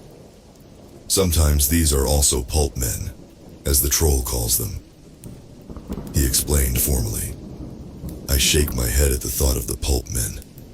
Not cryptids in the traditional sense. Just people who died repeatedly under so many causes of death. It was literally impossible to determine the cause. The accumulated injuries turned the skeleton, muscle, and organs into pulp. Autopsies are messy affairs. We ate some MREs and extinguished our very small fire we turned in for the night. Some of it anyway. Crashing was the only warning we got. Something very big was charging through. Elephant or rhino size. I clambered out of my tent and saw a very tall humanoid running right at me. "Hollow man," it declared. The mortician was making his way out of his tent when I ran. "Grab your shit and leave Norway," I shouted as I ran past. The thudding of the being behind me was like the bass of a vehicle cranked to obscene levels. I didn't run out of fear, per se. I just knew that this thing wanted to kill and/or eat me. Running lengthened my life expectancy in strides. Running through a Norwegian forest, being chased by something that would dwarf an elephant. Knowing it wants to eat you just for existing is an experience I never wish to repeat. The only slightly saving grace for me, as the odd hours light seems to have in this part of the northern hemisphere. I could barely make out the roots. Thick bushes and fallen branches. I used prey tactics survive. I took sharp turns up to 90 degrees. I ran close or through very thick parts of the forest. This forced the thing to slow down. A little bit. I made it to a large open area after emerging from the forest. I ran a bit ahead and turned to face this thing. "Why do you seek to kill me?" I yelled. The thing slowed to a stop. It was a tall, bulky-looking human with bulbous facial features, except for the eyes which were set in quite deep into its face. "Hollow man will end world with broken time. Eat hollow man, world will live," it growled. "Would all trolls know this?" I asked. "Hollow man should stop talk. I spoke with a troll yesterday. He didn't kill me. I might not be the hollow man that will break time. I write about strange things in the world." "Gods and full followers?" it asked, stuttering slightly. "No. Dogmen, skinwalkers, wendigo, pulp men, demons, the things that live in this world that the world tried to ignore or hide from. Time is not my concern. Strange creatures are, I state. Dogmen, not natural troll talk," it said, turning back the way we came. "I talk troll. Hollow Man can leave, but if I see you again, I eat you. It says as it straightens itself up and walks the way we ran from. I watch it walk away before walking away myself. As I did, I pondered what I knew about these cryptids, trolls and ogres. I am of the view that the being that chased me was a Norwegian troll, known for consuming the flesh of those of the Christian faith. I consider these to be ogres, powerful creatures but not overly bright. They grow or consume enough to grow into trolls. Trolls have a greater purpose in the view of our world. I just have no idea what it could be. Case 11. While there are some known cryptids in the water, either in the depths of the ocean or the relative shallows of inland lakes and rivers, they are more likely to submerge, rather than cause acts of violence that would bring the attention of the morticians to their activities. But there is a cryptid that is closely tied to the waters. There have been sightings of these creatures, though not as many as the large case files I have to document. Referred to as the Montauk Monster, and reported as a hairless sloth. It turns out that there is more to these creatures that the mainstream media do not wish to report. While I may find it unusual, those with an emotional range greater than Edward Cullen in those movies may find it very disconcerting. Case file, cryptid, aquatic, Montauk, number 0386. The location of this body is near the city of Seattle, Washington in the United States. The body was recovered at 0310 on April 10, 1970. The body was washed ashore and spotted by a passerby. The desk sergeant who got the call was an informant for the morticians, who after hearing about another Montauk, notified them immediately. The body was examined, and the results were noted down. Autopsy. The cause of death was suffocation. The biology, as noted in the other Montauk autopsies, not that the creature was adapted to aquatic life as evidenced by the gills on the side of the neck and beneath the armpits. The skin is soft, and the evidence of scale molting is detectable around the hands and feet. The brain is shown to have regressed from the original human body. The skeletal structure is a misnomer, as the skeleton is more elongated cartilage, and the musculature of the spine has been redesigned to allow a hands-free swimming form of locomotion. Speculation on the Montauks. As this is all theoretical and conjecture, there has been no case of a living Montauk being captured to prove or deny these theories. It is believed that very, very rare individuals who have been involved in a crash involving vehicles in deep waters, that they go in emergency evolution de-evolution. These highly unique individuals are theoretical as the DNA of the Montauks, and regular humans is different in some key areas. However, DNA tracing shows similarities to certain bloodlines around the world. However, the rest is mixed with fish DNA, which takes into account the gills and scales. Why Montauks beach themselves like whales is a mystery, though it is believed that a dormant part of the mind that has access to memories of being on land, they try to replicate that and suffocate. Though the groupings of these creatures has been brought to repeat attention. Panama, Japan, Australia, theoretically, and the coastlines of the US seem to be the major points of these creatures, but the reasons are not readily apparent. Given the history of these creatures, it is unlikely they are in any way related to the military dogman experiments. The forced combination of fish and human DNA would not be readily viable. Dolphin would theoretically be better, but we are not here to correct the scientific experiments of those with no moral compass, just to document the strange creatures of this world, and any corpses they either make or leave behind. As I read over the case files of these Montauk creatures, I am surprised at the lack of theory regarding the mythical city of Atlantis as a viable possibility. But there might be something in these case files regarding this. The retired mortician has popped in to see me a few times since we made it back from our encounter with the troll and ogre. He has never autopsied a Montauk, observing that if he had, then maybe the mush corpse wouldn't have affected him so badly. His skin pales again at the thought of his last autopsy he performed, but he doesn't vomit, which is progress. I'm curious about these Montauk creatures. If the theory is true that there are truly rare humans who can do a rapid form of evolution, I ponder whether it is a step forwards or backwards for evolution in human beings. The former mortician has asked if I would be willing to accompany him on further excursions, or even actual cryptid hunts for the more dangerous ones out there. I stated in explicit terms that I would not hunt a skinwalker without significant firepower or greater knowledge of them. That was when the mortician showed me files I had pushed aside in favor of more intriguing cryptids. He noted that all other cryptids seemed to abandon areas where mush corpses were recovered for months. As I have repeated these mush corpses in the past, I will give a very brief overview. Mush corpses are humans who have, thanks to modern technology and the ability to record audio, have apparently been subjected to hundreds of deaths in a perverse Groundhog Day loop. And then after whatever causes them to suffer deaths that are literally impossible, the body would be found in a public area to be recovered. However, the overwhelming trauma has reduced everything that is not the skin into mush. This isn't visually detectable. Only tactile inspections reveal the horrifying discovery.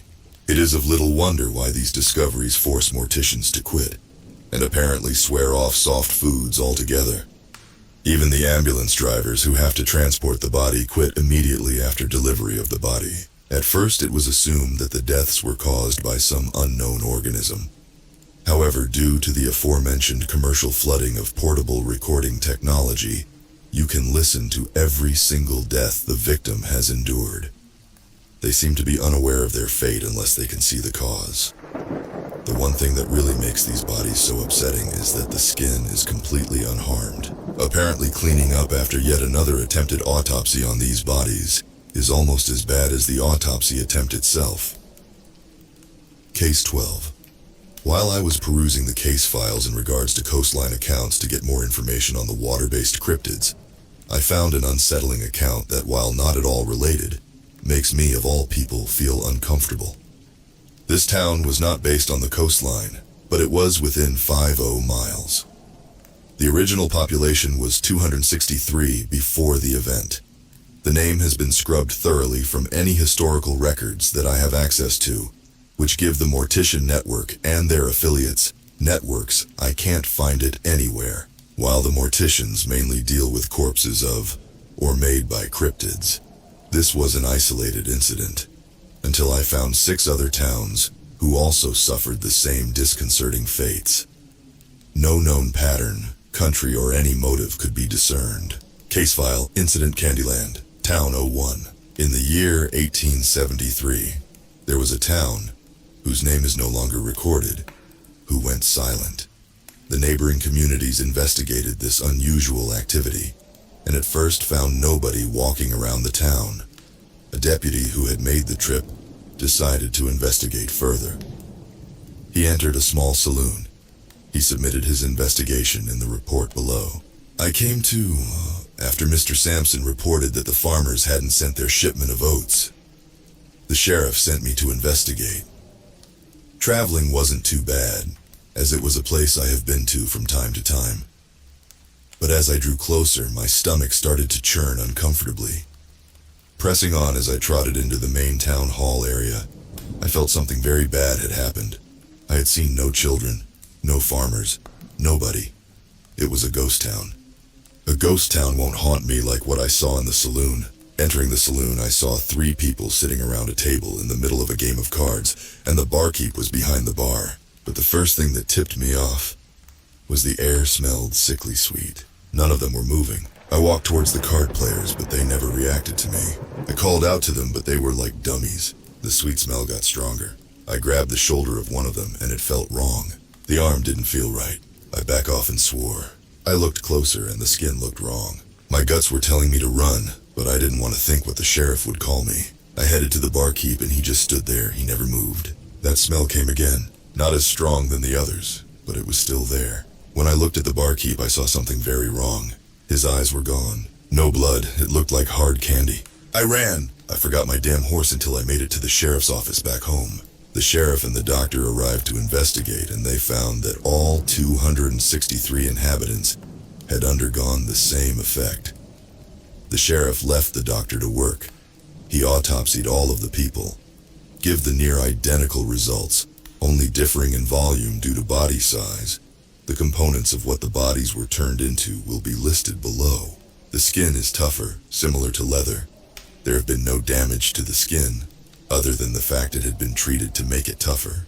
The fatty tissue underneath is cooking fat that was cold and slightly solid. Muscle tissue has become candy floss. Cartilage is replaced with taffy, and the bones are dried sugar compacted into the skeletal form. The lungs also appear to be a form of taffy as well. The organs below where the diaphragm would be is a meaty stew.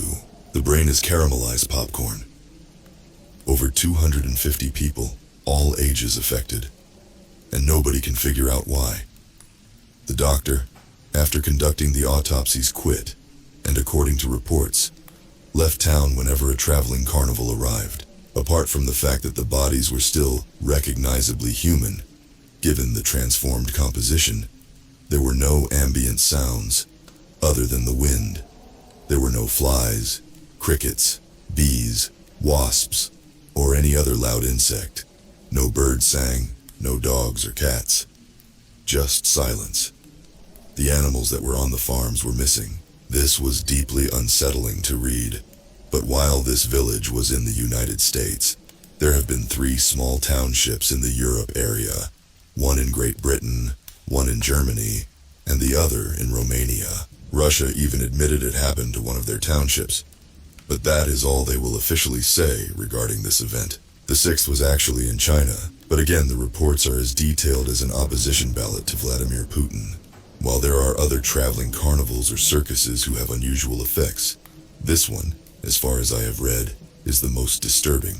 Having tracked the majority of the carnivals at the time, via very old newspaper clippings and journal entries that could be retrieved, it is literally impossible for this carnival to exist, except it has struck 6 times that we know of, and this is all we know. The last report was a little over 40 years ago, and as much as the technology boon has dampened people's interests in going to the circus or a carnival, but some older traditions are showing a resurgence.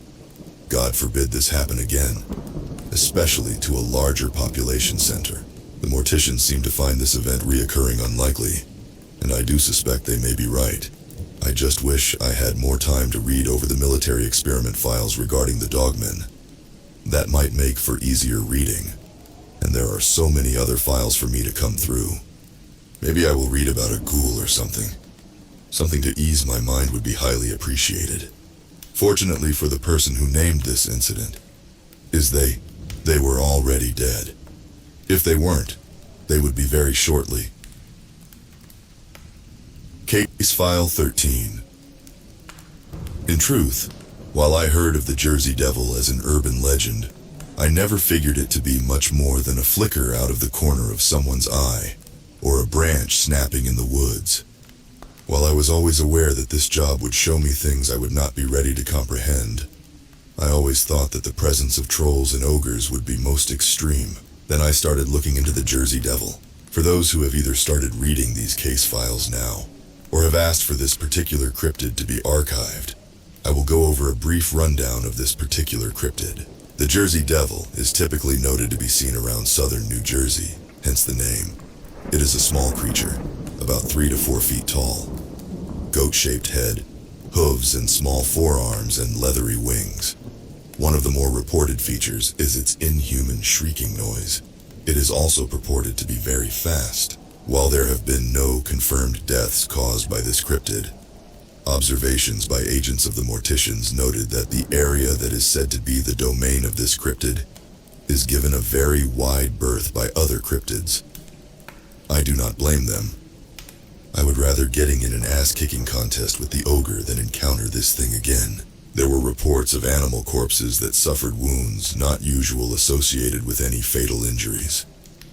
Since there was no verified witnesses of these attacks, it was assumed to be inflicted by a naturally occurring creature. Having seen monsters that could and would kill me, should they choose to, this seemed a harmless investigation to go through. I packed for a night hike, as I wasn't planning on staying in its territory too long. The drive to the area was long. On arrival, I checked in at my motel and started on my hike. I had several days' worth of food, and had some research on local non-poisonous and non-toxic flora in the area. It was careful work getting of the beaten track, and I found a meager area to set up as a camp. As I set my pack down, I felt a presence. It was enormous, like an extra weight trying to smother me. Whatever is capable of exuding this level of intensity was not a weak creature. Spinning around, I saw it, standing in the open and grinning at me. 3.5 feet tall, light brown fur. It held its belly and laughed. Well, that was the sensation it seemed to be emulating. But the sheer volume was like Barry White chuckling like Santa Claus, and it had a level of menace that not even the ogre exhibited. It raced past me and was gone by the time I turned around. I stood there shaking. It wasn't adrenaline exactly. It was fear. It is very rare for sociopaths to actually experience a strong enough emotion to generate an honest response. Fear was a common aspect when one did a combat tour, but that was muted. But compared to the sheer dread I felt when this cryptid laughed at me, is like comparing the alcohol content of light beer and absinthe. Soon, the fear subsided, and I felt the obligation to stay out for one night. It was fast, and it had a laugh that I will always dread hearing again. But there wasn't much else I knew about it. I set up my tent, prepped a campfire, and waited for a while. As I watched, it appeared in my little camp area, its menacing grin still on its face. Then I felt the pressure. I have rarely had the displeasure of enduring a migraine, but this pressure within my skull was brutal. It just stared into me. Its focus was on my mind, and I could actually feel images form in my mind. It was disjointed, like a cutscene in a horror video game trying to be scary. Flashes of images, strobe-like effect of the images, and screaming. It took me quite a while, but I realized it was telling me something about what it actually is. The first image was, think of a Balrog, except double its height. Remove the fire from it, and the wings are made of demon flesh, perpetually dripping blood. The arms look spikier. At seemingly random points along its arms are shards of bone that jut out. Its smile in this form is the most predatory, bloodlustful smile possible across the known cryptids. Then I saw a Bible, and the image shatters into dozens of pieces. Then in each shard, the Bible is positioned to be in the center of each one by reflection. The two images flickered back and forth, but I think I got the meaning. Because of the fragmented religions from that one holy book, the Jersey Devil cannot assume its proper form. The thing nodded. The migraine eased up considerably, then more images appeared. This time, it is of the Jersey Devil as it is described by others, but its shadow is that of its proper form. It walked through a firefight, bullets not affecting it. Rockets, machine guns, tank shells. Throwing daggers, swords, axes. Nothing affected it. As I considered a church, it laughed again. And I saw it standing behind a pulpit, apparently giving a sermon. It would grab the bowl of holy water and splash itself in the face while smiling. When I thought the word angel, the shattered Bible image appeared. And I immediately got the meaning. Fragmented religion. Diminished beings of power. The migraine was almost gone, but it felt like there is a burr wedged into my skull. The mini-devil walked off, and returned dragging a large buck behind it with an almost contemptuous ease. It dropped it at my feet and pointed at it and me, twice. This was easy to figure out, so I started to prepare some meat. By the time I had finished, it returned, dragging a dead Wendigo. It was one of the most tense meals I have ever been in. I cooked my venison. It ate the Wendigo meat raw, and stared at me the entire time. I glanced at the face of its meal, and I am certain it looked horrified, right before it died. After I ate my fill, it pointed at me, then the direction of the motel. I started to pack up and it growled. You know how people with the bass in their cars that can make long hair go nuts, or make people throw up due to the intensity of the vibrations? This was like the exact opposite of that. It was like my bones tried to push my muscles away with spikes for a second. I started to leave and glanced back. I saw its last image. At first it was someone cooking meat over a fire, but instead of me cooking the venison, it was cooking me. I ran out of the woods and sat in my room for the additional 2 nights. The only thing of observable note is that other devil hunters heard a yipping in the woods. I heard that fucking laughter. Case 14. One of the few people who I actually got along with died a mysterious death. The death occurred about 7 years ago. And the one thing that seemed out of the ordinary was that her movements around any form or drainage with her house that I was able to observe seemed like there was a very slight outside influence. It would be like there was an invisible bubble that brushed her hands to the side. As unusual as it was, it never really stood out to me until I read her death report. As it turns out, she was the 37th victim of a series of deaths caused by an unknown being. Case file, drained, civilian number 035. Deceased woman, identified as Jennifer Mills, was found inside her apartment due to lack of attendance at her job as a sales representative for a large hardware company. 4 days without communication and calls from family and work colleagues, the police gained entry with access granted by the building supervisor. The skin was found on the bathroom floor. The supervisor was horrified by the remains of her body. During the investigation, a small journal was found, documenting the last 5 weeks of her life, which was the same time as when she moved in. References to a therapist allowed the police to find out more about the deceased.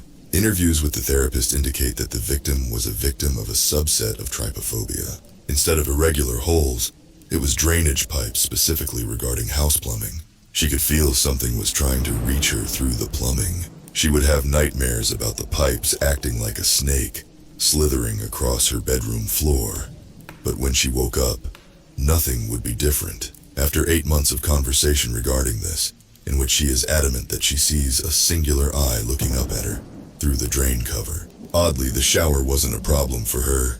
The doctor recommended that the deceased use a journal to document her feelings, and they would go over it at their weekly sessions together. One thing that was noted was that the fear was only when the deceased was conscious of her proximity to a drain in her home.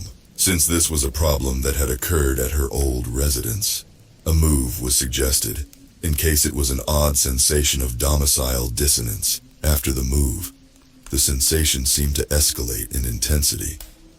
For reasons currently unknown, the deceased was not afraid of approaching these drainage areas and would be functional until they see the drain.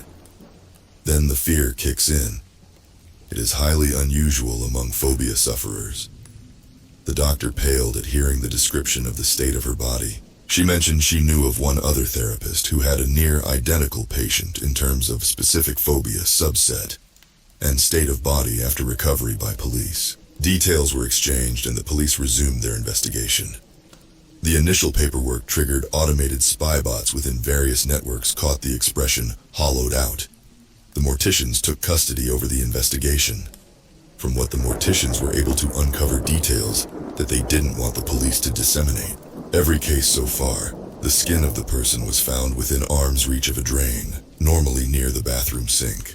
A singular circular wound, smaller than the holes in the drain on a finger, is the only visible indicator of what has happened. No signs of skeletal nerves, pulmonary, or circulatory systems could be located. Fatty tissue is also missing as well as the musculature. The obvious action is to check the plumbing. The drain cover is there, but there are no pipes at all. Kitchen, laundry, toilet, and bathroom. All of the plumbing would be gone. Upon further inquiry, the owner of the building or water board company would note that the water for the location has been turned off and that there is no account that was opened for the name of the deceased. The drain cover had no organic matter to indicate the presence of the body matter. Pets would never be affected, and they would sit by the main entry point and would repeatedly vocalize their discomfort until their death or rescue. Journal entry. It can see me. It knows me. Why can't it stop watching me when I am in the bathroom? I can almost see it, but part of me is so terrified of the drain. It isn't until I see it, my brain screams at me to run and don't look back. When I glance away, the fear is gone, like a switch being turned off. At least the dreams have stopped. I just want to know why I keep looking toward the bathroom, as if I was waiting for someone I hadn't seen in a long time to appear there out of nowhere. I hate this. Case file finished. There is little information that the morticians have, but all the case files read almost identically. Very few details change. The location of where the body is found. The location of the primary fear source is always where the deceased's skin would end up. The complete lack of drain piping, lack of water usage for the location, The earliest recorded instance was 22 years ago, with all of he noted cases occurring within the United States. The assorted victims seems to be at random. No connections could be found even with new data located upon additional victims. This would be cause for concern, but given the 100 of case files I am still going through, indicates that there are likely to be other events as well. I had a visitor the other day. When I was taking the initial plunge past the dark web and going into the depths of the deep web, I observed an administrator for a red room was intrigued by my fleeting visit to his site. He and some friends located me by tracking the unique data signature of the custom program I was using. They bragged about killing my friend who gave me the program. It was interesting seeing them try to intimidate me. Their smiles hidden behind masks showed me that they still suffered from an emotional range. The fight was swift, and the muscle brought along were dead at my feet. The brain was incapacitated and secured in the chair I was in previously. We had a conversation about his desire to kill me and the lengths he took. He was defiant to the end. Not that it mattered. He mentioned that he told other admins he was tracking the one that got away, but gave no further details. I opened his veins and watched off-screen as he slowly bled to death. He wanted a show for his red room, a reminder of how he was a god with the power to judge the unworthy, and he had the power to decide when a life would end. He, apparently, was wrong. I smashed the camera after he died.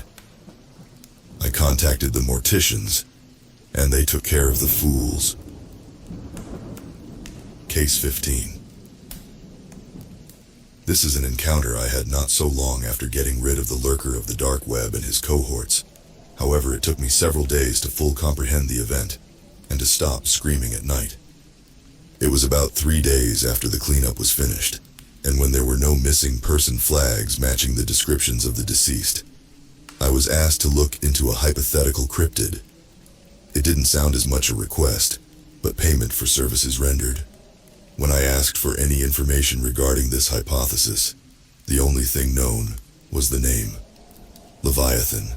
The resources of the Mortician Network apparently does have some limits. While they didn't have a submersible on hand, they were owed favors by people of influence. Not exact resources, but close enough for most to consider them as such. However, this favor the Morticians would be calling on was the investigation of this cryptid. A retired naval officer from a country I have been asked to not identify had reported an awareness of a monster that dwelt below the waves. Official naval protocol, worldwide, was to squash any reports of information regarding this cryptid, but the officer suffered from what he dubbed narcophobia. He couldn't sleep as a conscious act, because he would see it again. Given the sleeping patterns he endures, the credibility of any reliable information is of the most suspect quality. But subsequent investigations found that there were others who also suffered from narcophobia, who also were in their naval equivalents, and all were part of a submarine crew. This particular eccentric witness managed to retain coherency, and had become obsessed with identifying this creature. Using his knowledge and engineering skills, he crafted a small submersible that barely registered on sonar. But he needed a witness who was fresh to verify his visions. I was elected to be the witness to a madman's quest for answers. So I met the man who looked to be redefining the expression sleep-deprived, and he led me to his submersible. As I was not involved with submarines or anything nautical while in the Army, I couldn't give a good approximation on the size of the vehicle. He showed me how it works in ramblings I had to endure multiple times to comprehend. Checklists were followed. Food and water rations were verified. The fuel reserves were confirmed to be accurate, and we dove underwater. It took us 2 days to get to the area. I heard the same tale told over and over again for the first 14 hours. Human corpses found with giant bite marks, and no matchable mouth castings to identify the creature. Shutting the man up permanently was something I considered frequently, until he turned to me with a big smile, and his declaration of how he was going to go to bed now, and promptly fell asleep. Out location was under the giant plastic island in the Pacific Ocean. I can't relay the latitude and longitude because I could never figure out how the damn thing was calculated. And for another reason you will discover shortly, I napped as well for a few hours. Upon waking up, I went to the cockpit and looked around. The retired naval officer was looking down with a grimace. One of the spotlights was locked onto a patch of coral. "Can you see it?" he asked softly. I looked at the location bathed in light for a couple of moments. Then I realized there was something hiding on top of it. Have you ever seen those photos of the man who hides in plain sight by painting himself to look like the background? This is what it was like. Like the camouflage capabilities of the chameleon or some other creatures in the animal kingdom. It was huge, at least 80 feet in length. I had no idea how quick until a large shark got a little too close.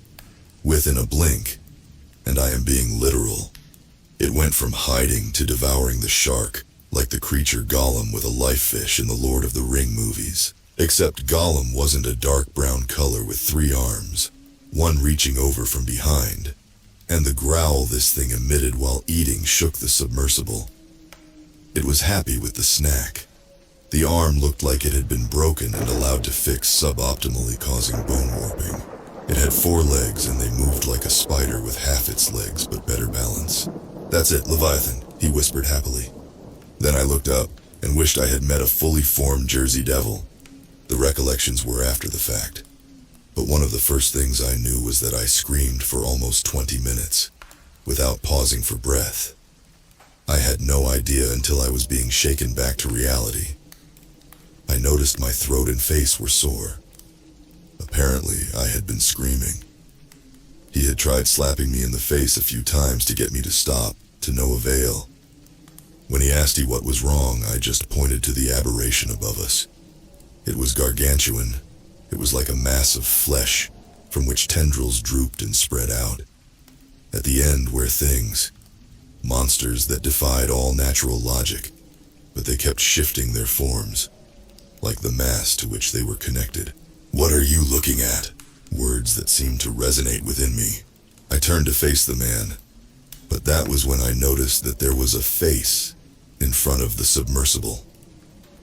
The flesh seemed to crawl, and the eyes didn't seem empty, just hungry. My mind started to scream, and I just stood there frozen. From the files I have read and things I have seen, there is an acceptance of fate. People who seem to know when it is their time. This thing triggered an oxymoronic sense within me. This thing was not from this world, but it belongs here. What felt like an ice pick getting slammed into my brain caused a blindingly painful migraine. When I went to move any part of my face, another ice pick of pain was slammed into me. The only thing I could move without an almost debilitating level of agony was my eyes. I was forced to stare at this face, which seemed to be made of creatures that should never exist in our world. "What are you looking at?" the voice asked again, and I just started at the thing's face as it seemed to implode and withdraw back to the rest of its mass, hidden beneath the plastic convergence in the Pacific. "I think we should leave," came a voice that was actually familiar. The last thing I remember was trying to figure out what that thing sounded like and me convulsing. I had always thought being soulless would be the greatest protection against cryptids and the like. The Jersey Devil showed me that some cryptids don't care. The Leviathan showed me that there was far more to this world than I dared to dream. I think I know why most cryptids to do with the ocean are quasi-humanoid. They cannot fully comprehend the thing which apparently triggered a grand mal seizure within me. I was in observation for 6 days, mainly due to the night terrors. It stares at me when I close my eyes. And the concerning thing is, it is getting closer whenever I sleep. Case 16. It turns out that the morticians have been neglecting a section of their case files from me. While I have archived some of the more known cryptids, I wasn't even aware of the subcategory until I was summoned to an incident scene. In a large field, there was one of those dopey crop circles, but the actual scene was on the edge of a neighboring forest area. I saw a young female dead and scorched by a weapon or energy I couldn't readily identify, and I saw an 8-foot-tall black-skinned humanoid with a head that was larger than a normal person, given the color of the skin and the dwindling ambient light. It was not readily apparent why this entity was there as well. Only complete lack of movement indicated that it was dead also. When it was rolled over, I saw that the nose was almost non-existent, and the teeth looked more like fangs. The eye sockets appeared to be a bit larger than the victim's. Looking at this new corpse, I turned to the attending active mortician. He looked at me and sighed deeply. She pulled out a large folder. Using the light from my cell phone, I saw the case file name, Alien Event, number 0001, Civilian. I looked at the mortician, and before I could ask the obvious question, she told me the worrying answer. 813, including this incident. The file in my hands was quite thick, thicker than the others I've looked at in the past when I got my hands on the physical file. I offered to help the mortician with this incident, then I would document both. She acquiesced, and she gave me the instructions. UV lamps and 2 gurneys. I grabbed the light stands and carried them over, positioning them in the places indicated. When they were turned on, the alien corpse glowed softly, and the injuries inflicted upon the human corpse glowed as well. Map out the crop circle. Came an instruction I was not expecting. I will need exact measurements of any circles. The area would be good too. Also, total length of the whole thing as well. I paused for a moment and nodded. I had always figured out that the crop circles were bored teenagers or farmers, which when you think about it makes absolutely no sense. Not that they can't be man-made, but the reason for it.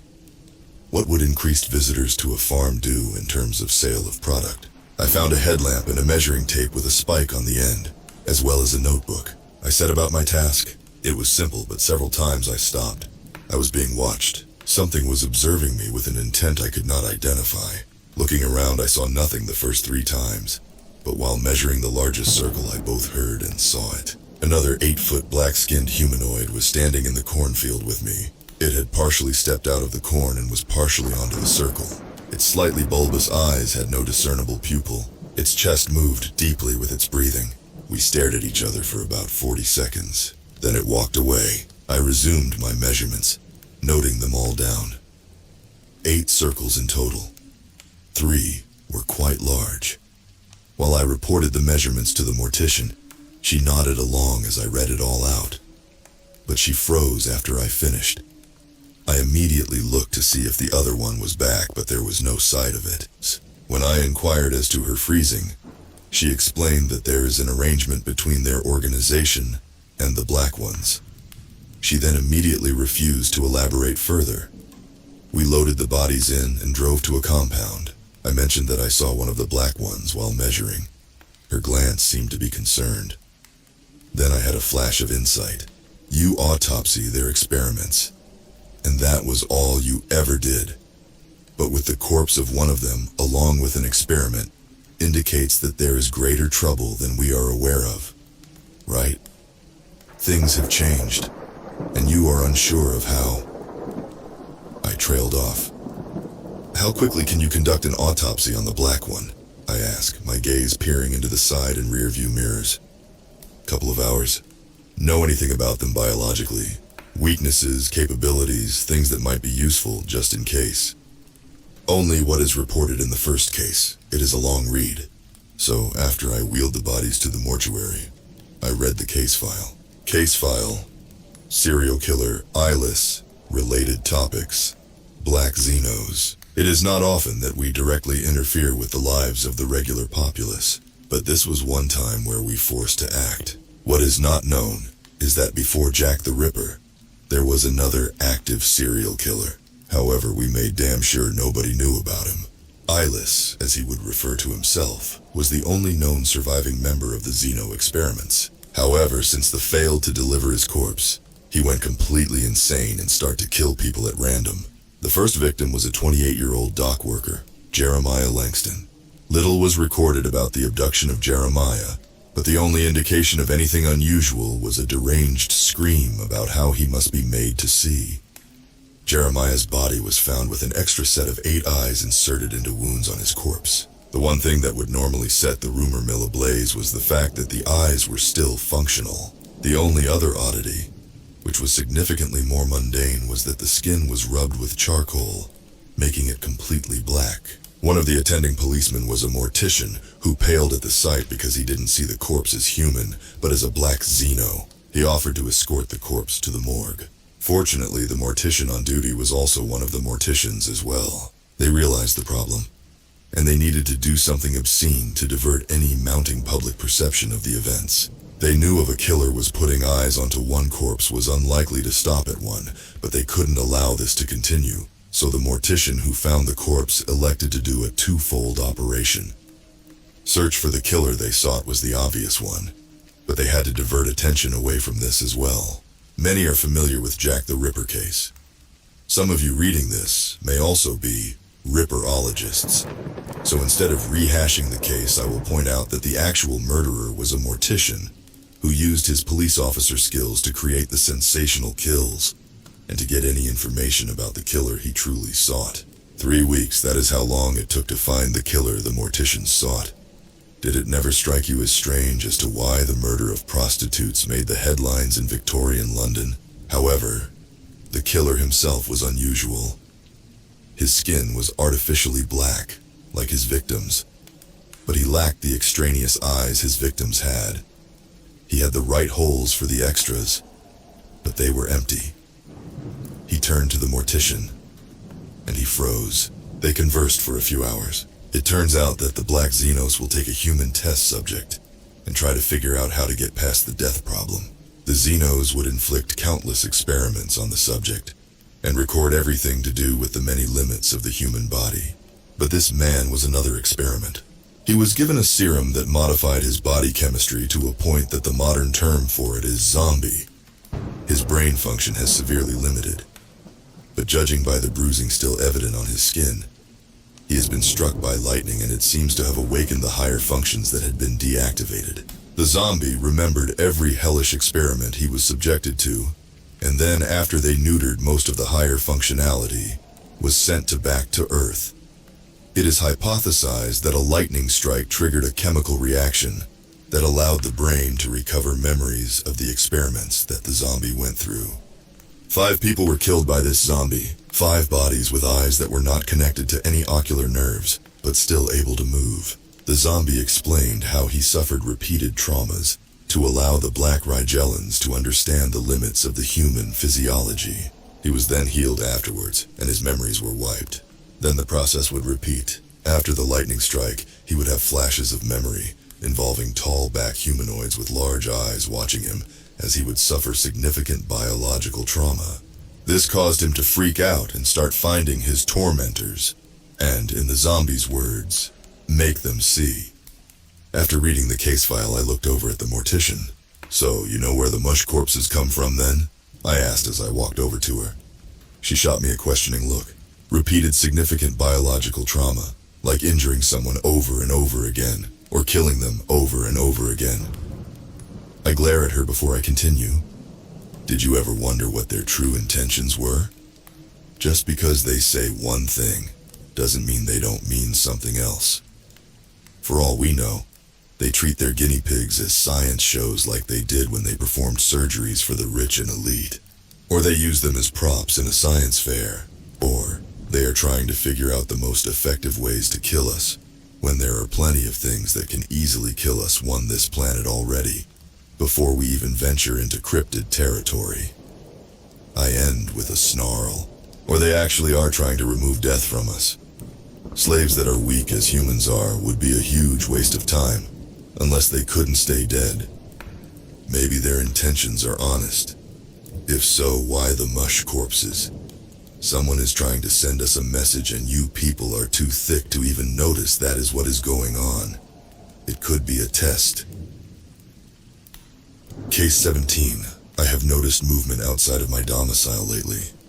Normally I would have explained it as kids trying to mess with me, or gang members trying to prove how tough they are. But given the revelations I experienced recently, my opinion is slightly more extraterrestrial. Given the apparent lack of information I was given, I spoke with the mortician who worked the more recent alien event. I asked where this organization came from. She looked at me and explained that the organization has been around for centuries, but the more formal aspects of working together across the globe came from what is referred to as the event. As soon as she spoke, she froze like a statue. I looked around thinking that alien had infiltrated this place, but saw nothing. Turning back, she mumbled that she could not discuss this matter further, then left abruptly. I stayed at the meeting point for a while, rereading the original study of the Dogman experiments. This will be a separate case file upload. I would have done it sooner, but I found out about the event. Eventually, I left the meeting point, and as I drove towards my home, my mind wandered. If the interloper was not a black Rigellan, I tried to deduce what it could be. Skinwalker was not likely. The vocal mimicry they possess would have been audibly evident by now. Wendigo don't seem to like me. The Jersey Devil. I hope not, but the size sounds to be bigger and slower. Dogman. Was a possibility, but seems unlikely. Normal dogs raise their heckles at me, so a dogman would likely attack. The rake hasn't crossed the threshold, so its modus operandi doesn't match. A friend of the Red Room admin I spoke with. That was a slight possibility. He was vocal that I wouldn't get away with this. So far he was been proven wrong. No investigation, no police. So far anyway. People don't scare me, especially after my personal encounters with cryptids. My phone rang, jolting me out of my meditative contemplation. It was the ex-mortician. He sounded worried. He gave me a rendezvous point and a deadline. I pulled away, and as I left, I saw a crawler emerge from the thigh-high grass right next to my vehicle. 2 hours later, I was at one of the many roadside diners in the continental United States. Weapon and permit were double-checked before I entered. He sat at a booth, his eyes gazing out into a point in the middle distance. He shook his head to bring himself back as I slid in. "You wish to know more about us?" he asked. "I have been working with you for a while now, and it seems there have been some important details you have missed out. I think it is time I find out the truth of your organization. Would you care to elaborate?" The diner hostess approached and poured a coffee for us. We nodded in gratitude, and when I met her eyes, I saw that haunted look. Skinwalker. Used to fish for customers every few months. After the 8th victim, we got a hunting party together. They got the cryptid. The former mortician explained plainly. "Answers that question then. What is the event?" The flinch was worrying, but I held my ground. Having traveled with this man, and the cryptids we have seen, him reacting to anything other than the memory of his last autopsy, for such a pronounced reaction, it is concerning. "You know those creepypastas about Disneyland and missing kids?" he said with a world-weary sigh. 3 centuries before Disneyland, we found items that could not be easily identified. There were no corpses, no signs of foul play, but the objects were strange. It wasn't until recently that we realized what the items were. He said, more to the table than myself.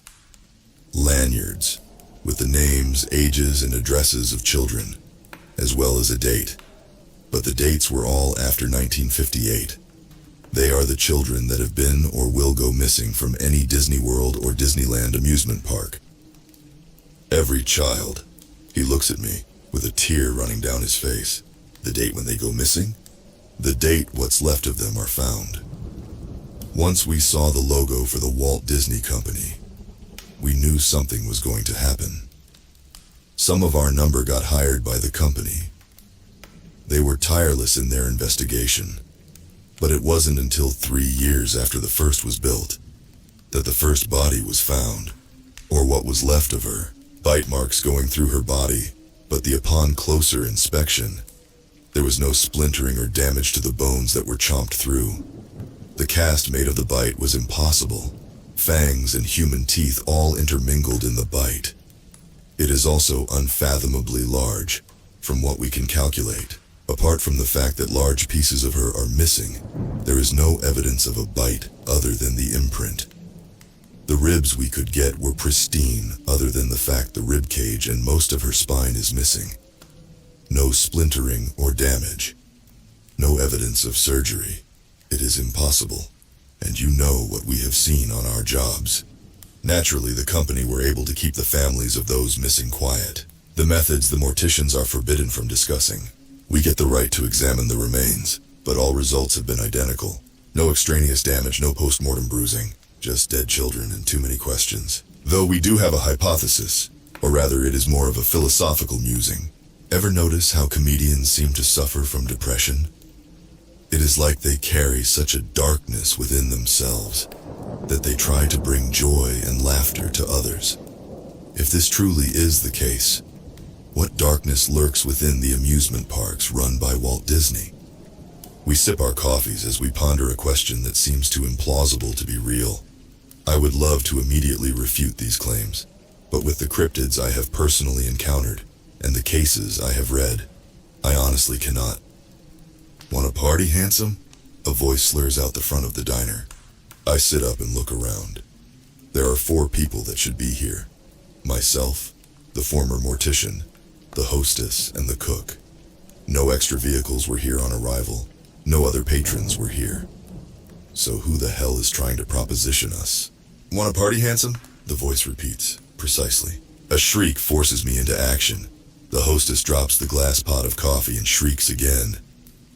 As I stand up, I look outside to see a rotting animal standing up on its hind legs, looking at least 12 feet tall. A skinwalker. Get them out of here! I roar. Its gaze shifts between me and the mortician who is pushing the hostess towards the back. Another voice can barely be heard.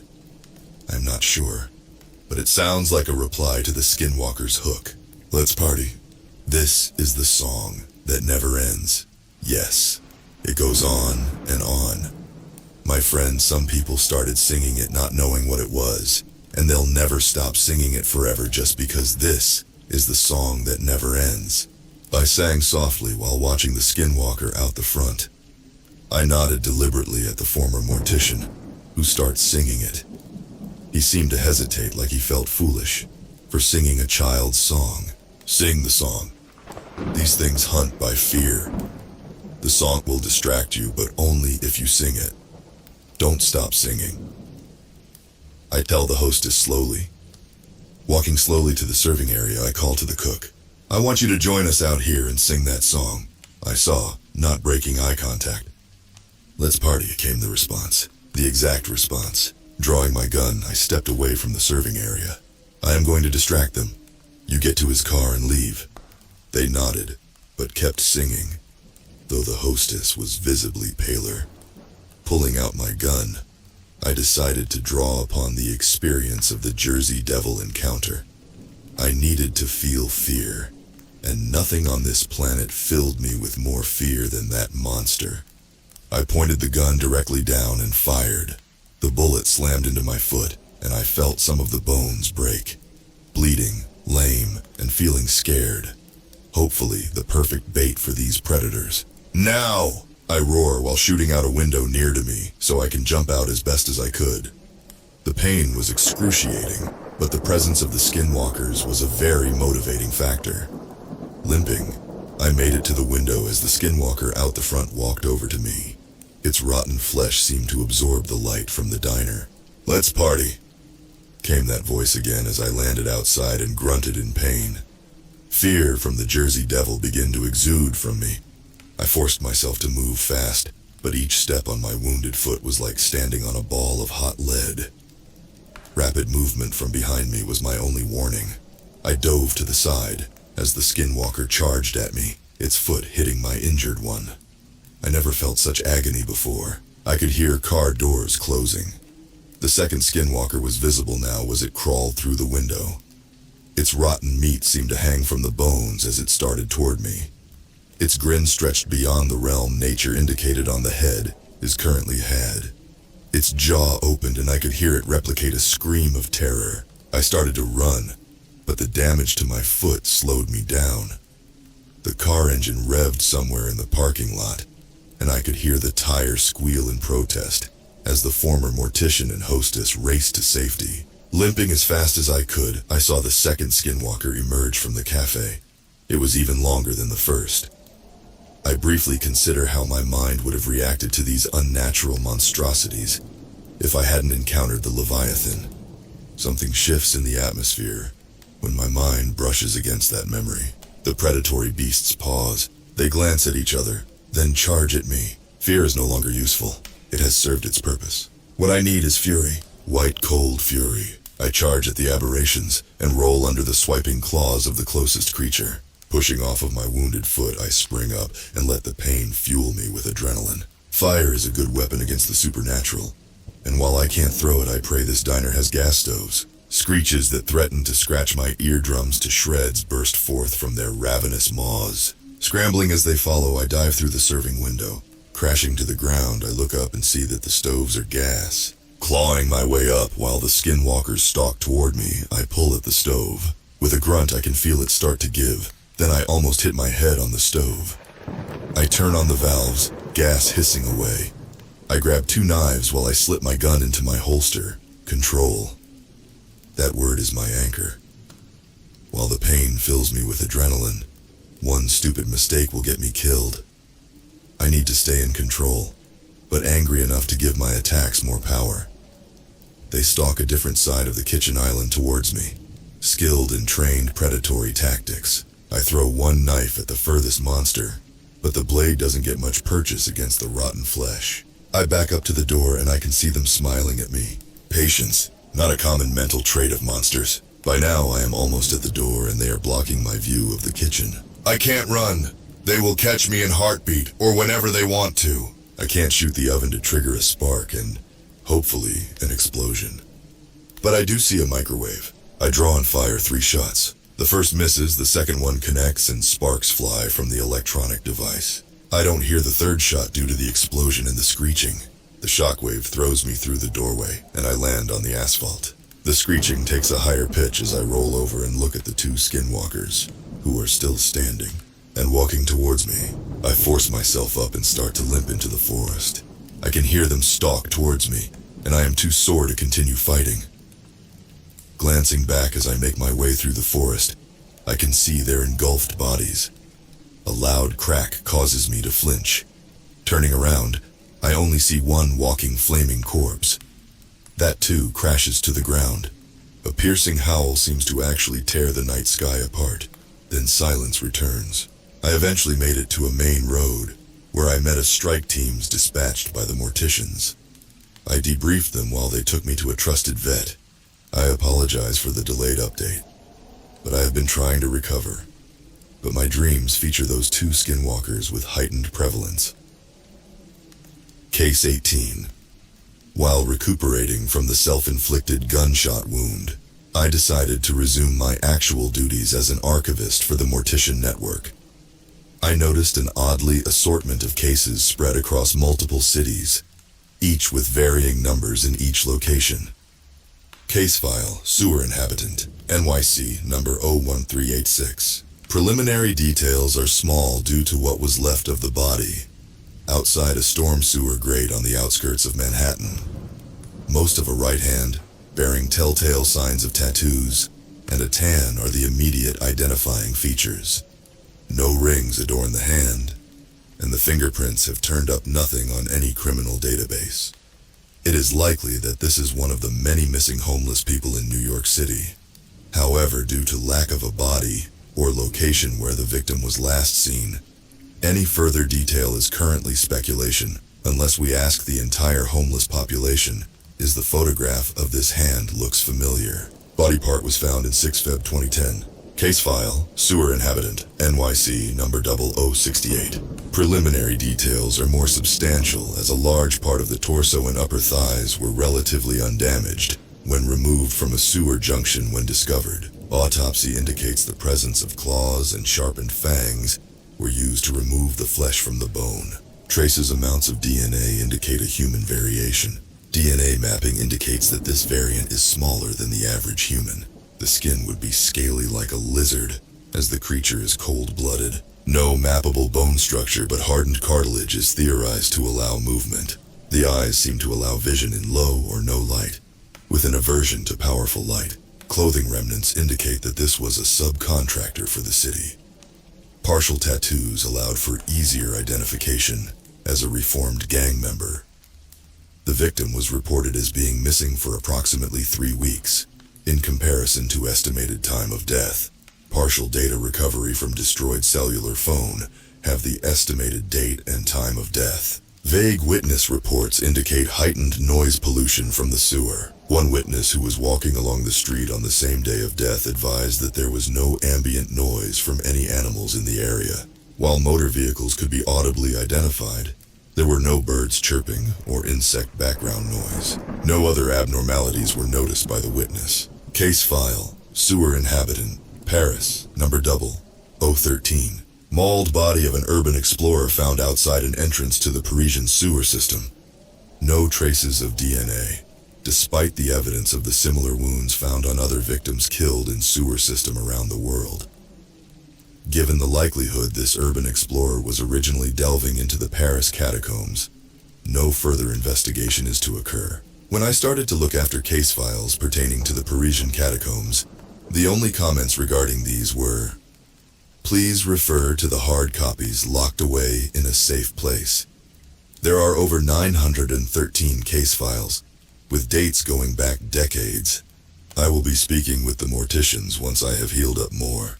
The hostess from the bar is seeing one of the therapists who have dealt with those who survived an encounter with the paranormal, as she was traumatized by the situation. A situation I can understand since encountering the Jersey Devil. There was a few camera feeds of maintenance workers going into the sewer systems. Most are like the end of the Blair Witch, the potential to be shocking, but ultimately a giant anticlimax. But one did catch my attention.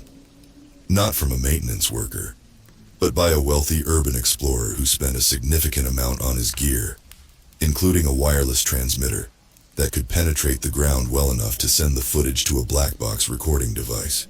This included audio as well. I will include a transcription of relevant audio.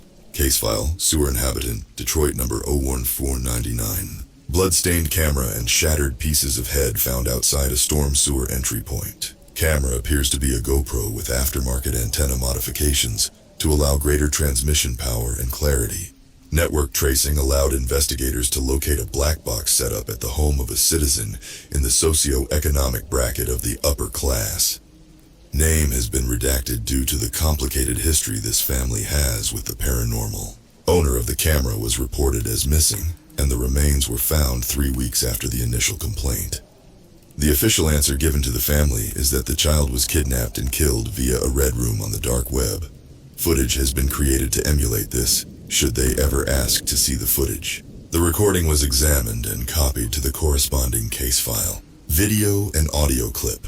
The initial start is a voiceover of the urban explorer introducing himself with his Urbex handle. He states that he was wanted to explore the storm sewers around Detroit, because he believes it will be just like the video game series Infamous of the PlayStation consoles. He approaches a large intake and enters. He describes the surprising amount of research he did into this, and he comments on past excursions he conducted.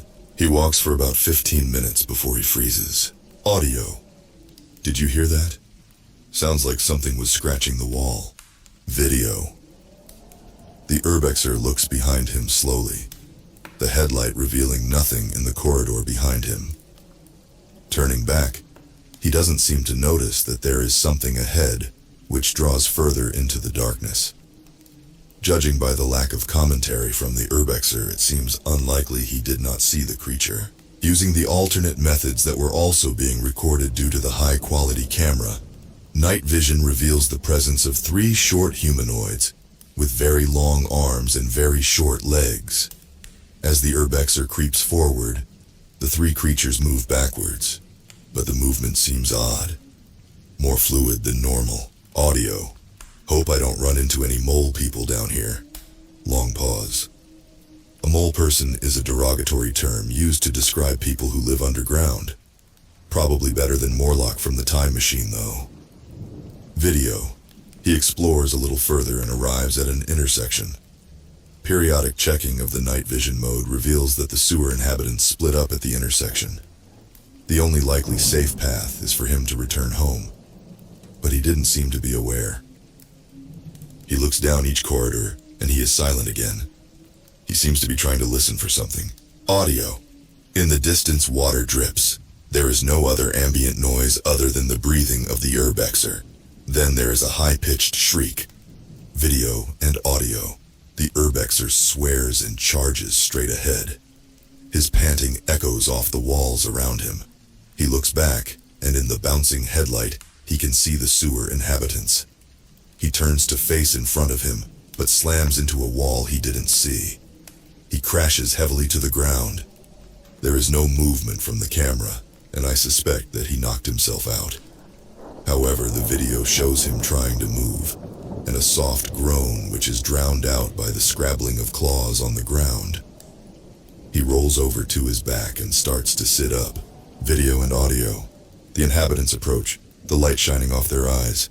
The way the arms bend indicate that the arms are cartilage-based, rather than a skeletal system. A swipe from an arm of an inhabitant knocks the light and camera off the urbexer's head. Contrary to popular horror tropes, the camera doesn't land in a way that shows the carnage that is audible. The screams last for approximately 39 minutes before the assumed death of the urbexer. That camera records for another several hours before powering off. It is unknown how the camera appeared at the entrance where it was located. As I went through the hundreds of cases from around the world, including Russia, which is unusual, as they never shared any other case files that I had seen, I became concerned about what these creatures were, other than man-eaters. Their movement, from what I could see, were weirdly fluid, and the skeletal structure, as previously mentioned, seemed to be more focused on cartilage than actual bone. The only thing that struck me as off in all of these cases were the ones based in Paris. 5 recorded deaths with autopsies performed on what was left, but there were a disconcerting amount of references to the Parisian catacombs and very emphatic warnings to stay away. Since I got a regular visitor in the form of the retired mortician, I decided to being it up with him when I next saw him. Closing down my connection to the deep web, I hear a knock on my door. As I answer it, I notice something very unusual. There is no white noise at all. No hum of electronics or anything like that. As I opened the door, I saw no one, until I turned around. A black Rigellan stood there, slightly hunched over and looking directly at me. Case 19. Seeing the Rigellan in front of me, I was taken aback. I certainly was not expecting a member of an alien race that does experiments on humans to be in my home. It stands there like in those movies, weight mainly on one leg as if peering around a corner, except he is in my hallway. "Why are you here?" I asked it. "Hello," it said uncertainly. I repeated the question, and it paused for a moment and said, "Hello, I am sorry," it said before I could respond. This put me on the defensive, as these seemed to be the reason for the mush corpses. Having a dialogue, even on this unusual, seemed to hold my interest for my health in good standing. Next thing I know, I am getting flashes in my mind, like someone is somehow physically slamming a slideshow into my mind. Trees, but not ones I expected to see. Rainforest, perhaps. Another image, this one is more chaotic. Flashes of movement, barely there, glimpses of what I believe are faces. More images of something, likely in the woods. Sounds can be heard. Screaming, begging. Mercy is being requested. Whimpering. What can be understated as a migraine decides to set up a blog dancing competition. With the global supply of elephants, my brain would cause a quieter noise than the pounding my head is forcing me to endure. I see black Rigellans, standing around, looking over their shoulder, with long coats on. They are smiling, for lack of a better word, though it seems more leering.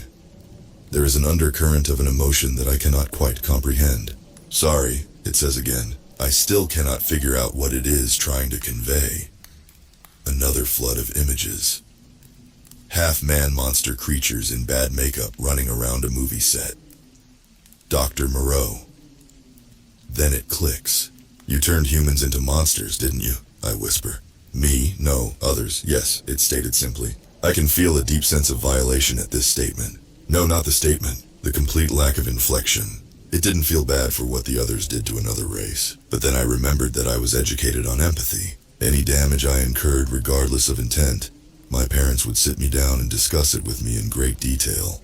My intentions towards the objects or the occasional house pet whose corpse they found. After the 6th cat, I asked why they did this, and they explained that due to my lack of emotions, they came to understand that I do not understand the emotional impact of my actions. They told me how other people would view my actions and see me as a monster, while my intention was never to commit harm to another person.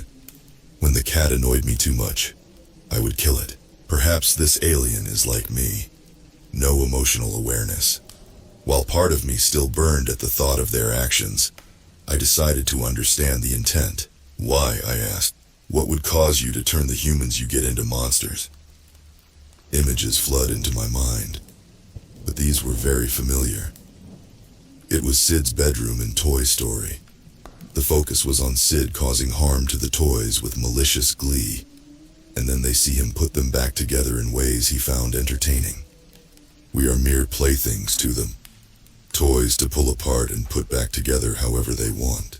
Bile rises in my throat and I force it back down. That ember of rage was roaring into an inferno. I wanted to slam my fists into that Rigellin over and over again until I turned into a black smear on my carpet.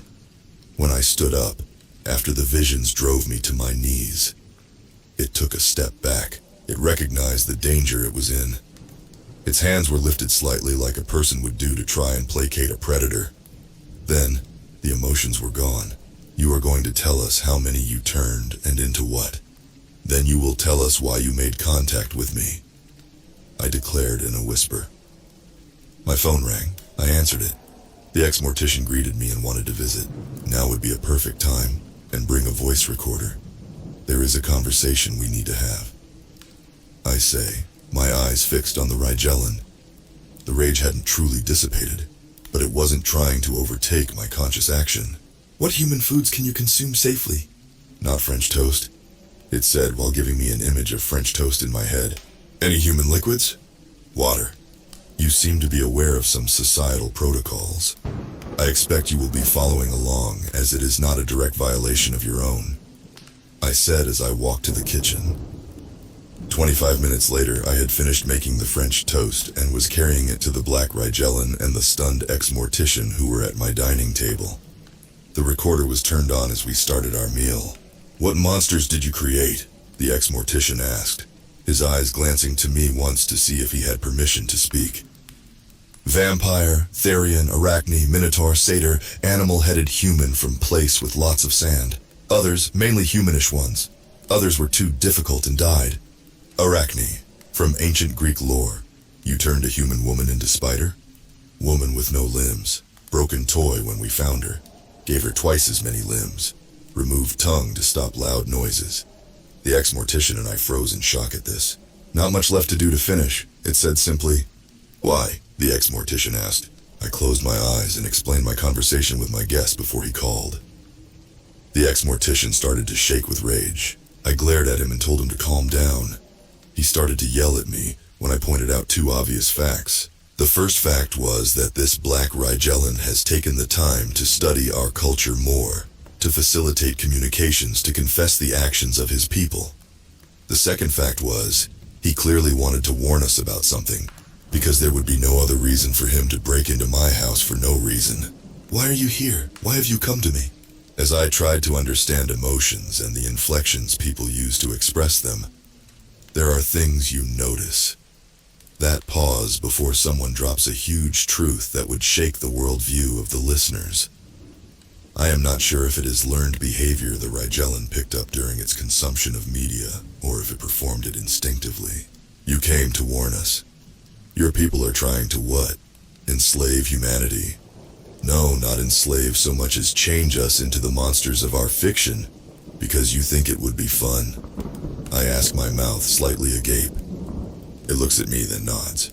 They were going to release the ones you don't know about against you all. You likely wouldn't live too long.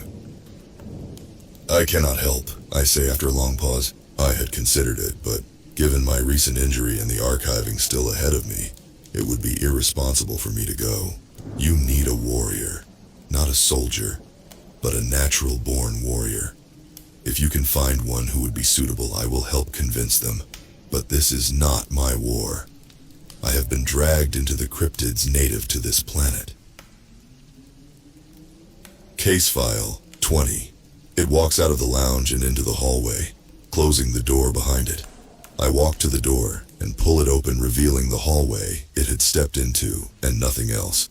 The ex-mortician steps up next to me and mutter in surprise that the Rigellin is no longer there. I let the door swing close and step away. You really going to do nothing? He asked softly. I have already explained why I am not the right choice. I am not going to repeat myself. I answer calmly. Sitting at me small dining table, I wonder how it knew how to find me. The ex-mortician walked over. Carefully, he watched me as I just sat there for a few minutes. So, did you come over for a reason in particular? Look, you injured yourself to lure those skinwalkers away. I just wanted to make sure you were okay. I will be fine. I was just going to archive some more cases. Hopefully have a little less action in my life for a while. I say as I grab my laptop, coffee, and a few other implements. What case files are you going to be looking at this time? The ex-mortician called out. Mimics or suspected mimics. Oof, those can be messy. Case file, mimic confirmed, elevator, Tokyo, Japan. In the month of November, a confirmed mimic was located in an apartment building in Tokyo, Japan. The case that brought this to the attention of the network was the 11th confirmed missing person involving a tenant at this building. A young male aged 24 years old was seen entering the elevator, and he was not seen since. An investigating officer noted the other missing people and spoke his intentions to a private investigator known to investigate the unusual. This PI is a known network operative. He was able to get the suspected elevator shut down for a period of 3 days under the guise of maintenance. The first day was spent on research and tracking down the footage involving the other victims. He was able to locate the corresponding shaft. On the second day, he confirmed the presence of a mimic copying an elevator car. Since the mimic had recently fed, it wasn't active in its consumption. However, as the PI suspected a mimic's involvement, he was able to quickly confirm it. That night, he used an accelerant infused with metallic shards and a lighter to remove the mimic seed. He then entered the shaft and killed the mimic nest, which was located at the top of the elevator shaft. The damage caused to the actual elevator engine at the top was approximately 20 million yen. The corpses were never recovered. Case file, mimic confirmed, escalator, Colorado, USA, at an abandoned shopping mall located in the state of Colorado. Urban explorers were searching through the complex. One had split off from the group and was walking along an escalator. The attached video footage located on the Mortician's network showed what happened. The young explorer was walking along until they reached about 1/3 of the way along. Suddenly they ceased walking, though it was evident they were trying to move. As they looked around, they started to resume a forward motion, as if the escalator was working again. When they noticed the unusual activity, they looked ahead at what appeared to be a mouth that looked like the combination of a sarlacc from the Star Wars setting and a Venus flytrap. The explorer started yelling loudly, but none of the others seemed to notice. The explorer was consumed slowly. While the death was a tragedy, there were 2 things of note regarding this case. The complex had no active utilities at all, so how the security camera was working is relatively unknown. Also, 5 hours after the explorer vanished, the mall was burned to the ground. Police and fire service were unable to locate anything relating to arson, or anything that could cause the mall to be burned to ash. This part of the case file is still active. Case file, mimic suspected, elevator, China. This information was smuggled out of mainland China by an operative who passed away shortly after delivery. 300 video clips were on the thumb drive, all of them almost identical in footage. A different person was seen in each video file, but they were all the only one on a seemingly malfunctioning elevator. And they all got stuck, and through machinations that are unknown, all of their heads were removed violently. Accompanying text files indicate that there was never any blood or bodies found in any of the kill sites.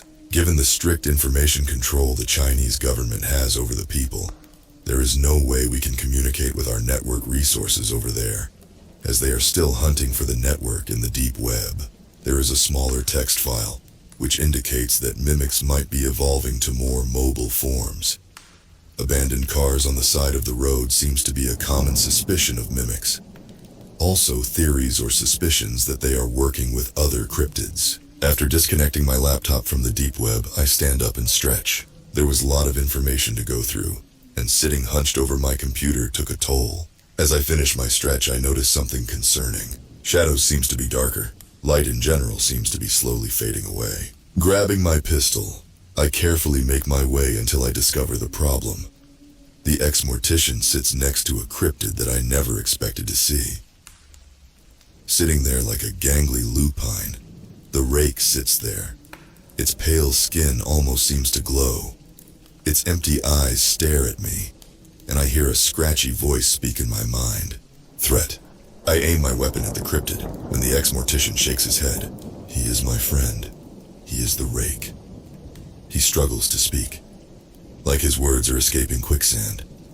What brings you here, I ask. Help, it replies, verbally. Final case file.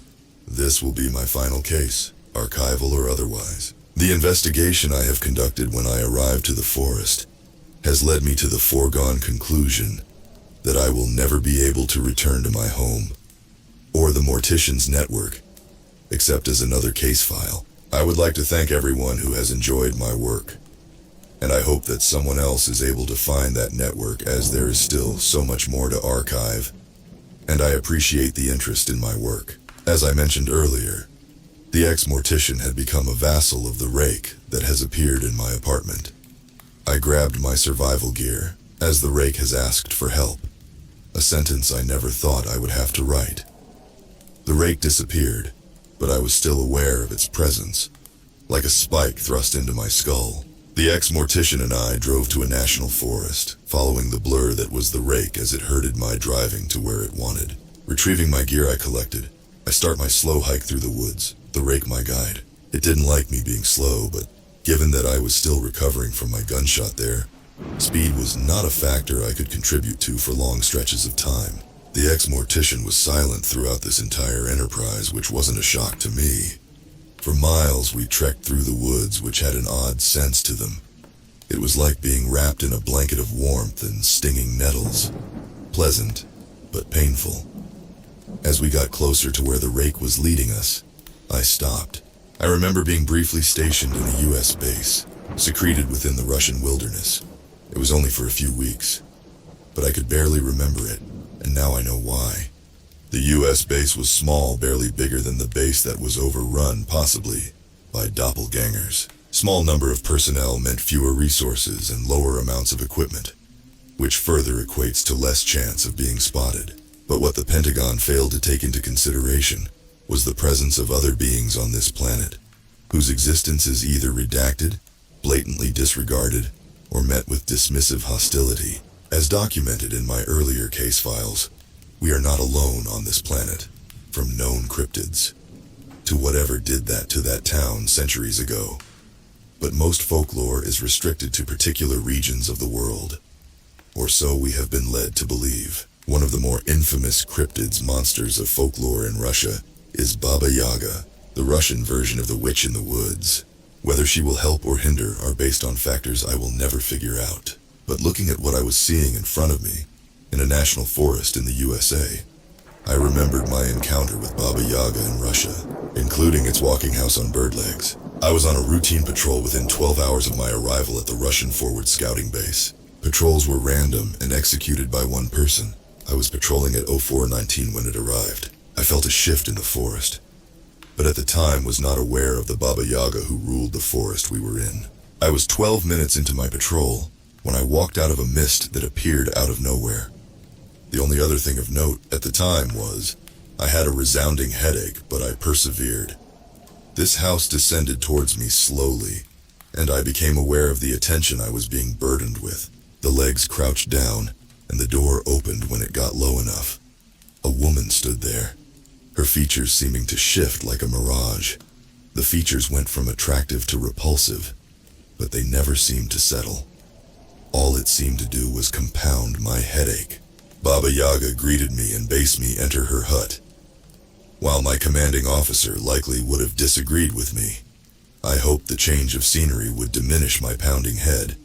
I agreed that I would, but I was unable to step up to the hut as it was still a good 15 feet in the air. "Take the stairs," was the response as a staircase appeared before me. Carefully I strode up and entered this hut. Once crossing the threshold, my headache was gone, and I thanked the woman for her hospitality. She thanked me for the courtesy, saying I was a nice young man. Then the side of me I had under control since a child started to rise up. It was something I had made myself aware of, so I could maintain control. But here it was like a cobra, poised to strike. The woman didn't seem to pay any mind as I fought for control of my own body. That part I had kept controlled. Wanted to shoot the woman, but I was able to keep control. As soon as I ejected the magazine and thrust my weapon away, she turned to me and smiled. I was suddenly very aware of the predicament I had blundered into. She seemed to notice and noted that I was a smart boy. Then her eyes seemed to soften. But a broken boy too, she said softly. She stepped towards me, then hissed, "Empty boy, void-stricken." Next thing I was consciously aware of was I was being shipped off home. But one thing I did overhear before I left was there was another set of incomplete stairs in the woods. And now, I see another set of incomplete stairs in this forest. And what is worse, is I see a chicken-legged hut, dead. As I approach the legs, I can see they are wooden, and somehow blood was oozing from the wounds inflicted upon them. Walking the 30 feet to get to the capsized hut, I can see military uniforms. But the creatures in them are not human, dogmen. German shepherds and a couple of bloodhounds by the looks. They were dead.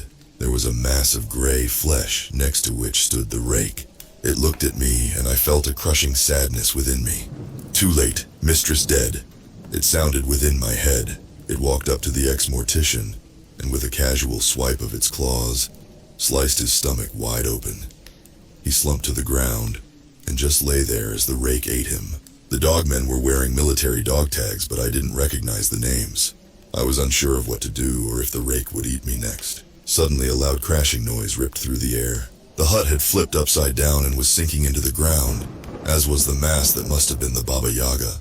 The staircase shuddered for a moment before collapsing, then rebuilding itself upside down. I remember listening to the encounters people have had with the stairs in the forest, and how they feel creeped out by them, or the superstition surrounding them.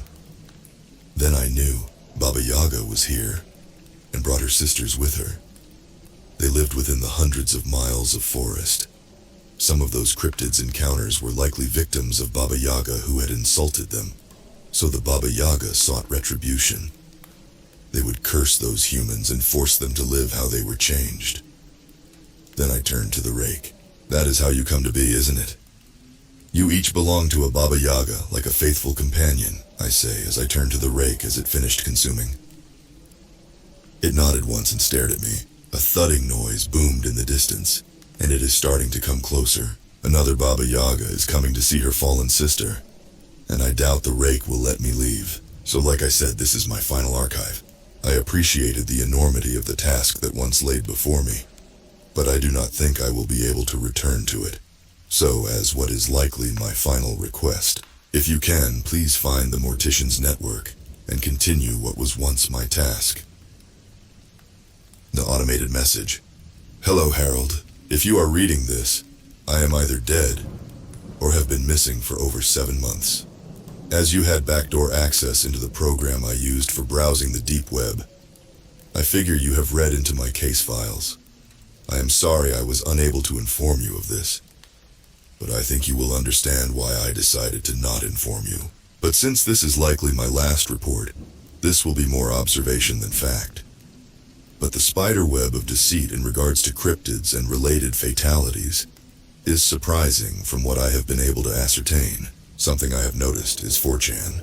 Regarded in a non-positive light, I find it unusual that some of the monsters were created on that site. Making a monster is how it was referred to, and given the photos, they apparently photoshopped and otherwise manipulated. Those images are not as doctored as we have been led to believe. The creatures are actually there, but because they doctor over the photo subject, it indicates that the creature is a creation. The reason why I find this odd is the fact that 4chan has been cited as a resource for mainstream for larger news stories. However, as previously referenced, 4chan is not that reputable. But the elevation the website has gained when used as a reference point, it struck me as odd, unless it is part of a misdirection campaign, which is what I theorize. Missing 411 is intriguing as there are some correlation between bodies examined and cases referenced. But there doesn't seem to be anyone trying to shut it down, though that is more likely due to internet discourse. But the few attempts to besmirch the person who is following these cases have not been very successful. I am well aware of how this sounds, like a conspiracy dreamed up by people with low IQs in a hidden puppet complex. But there is one other piece of this puzzle. Fear. It is easier to mischaracterize these as animal attacks, or they just wandered off. Any excuse to hand-wave the unusual or downright bizarre.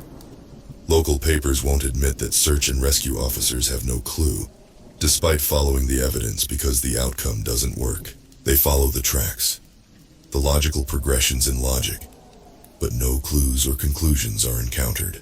As you can reasonably conclude, there are a fair amount of missing 411 bodies that have been autopsied and catalogued. As my final archival entry, I will include two below. One with cryptid involvement, the other is just unexplainable. 411 corpse, confirmed cryptid involvement. In 1938, the individual involved disappeared from a family excursion through a location that is not to be disclosed, given the nature of the cryptid involved. After the requisite searches, the individual was deemed lost, though the family never gave up hope. What is not known to the family is that a dryad abducted the individual. The boy would never be found alive. In 1996, a hiker with ties to the mortician stumbles upon the body of the missing individual. Dryads capture young children, though typically they have another cryptid do the abducting for them. That does not seem to be the case in this situation. The individual did not age a single day, even after death. The capabilities of dryads are not very well known, as encounters with them are exceedingly rare. However, there is a record of an autopsy conducted on a dryad. Cryptid autopsy. Dryad, age unknown, name unknown. The specimen is measured at 5 feet and 6 inches in height.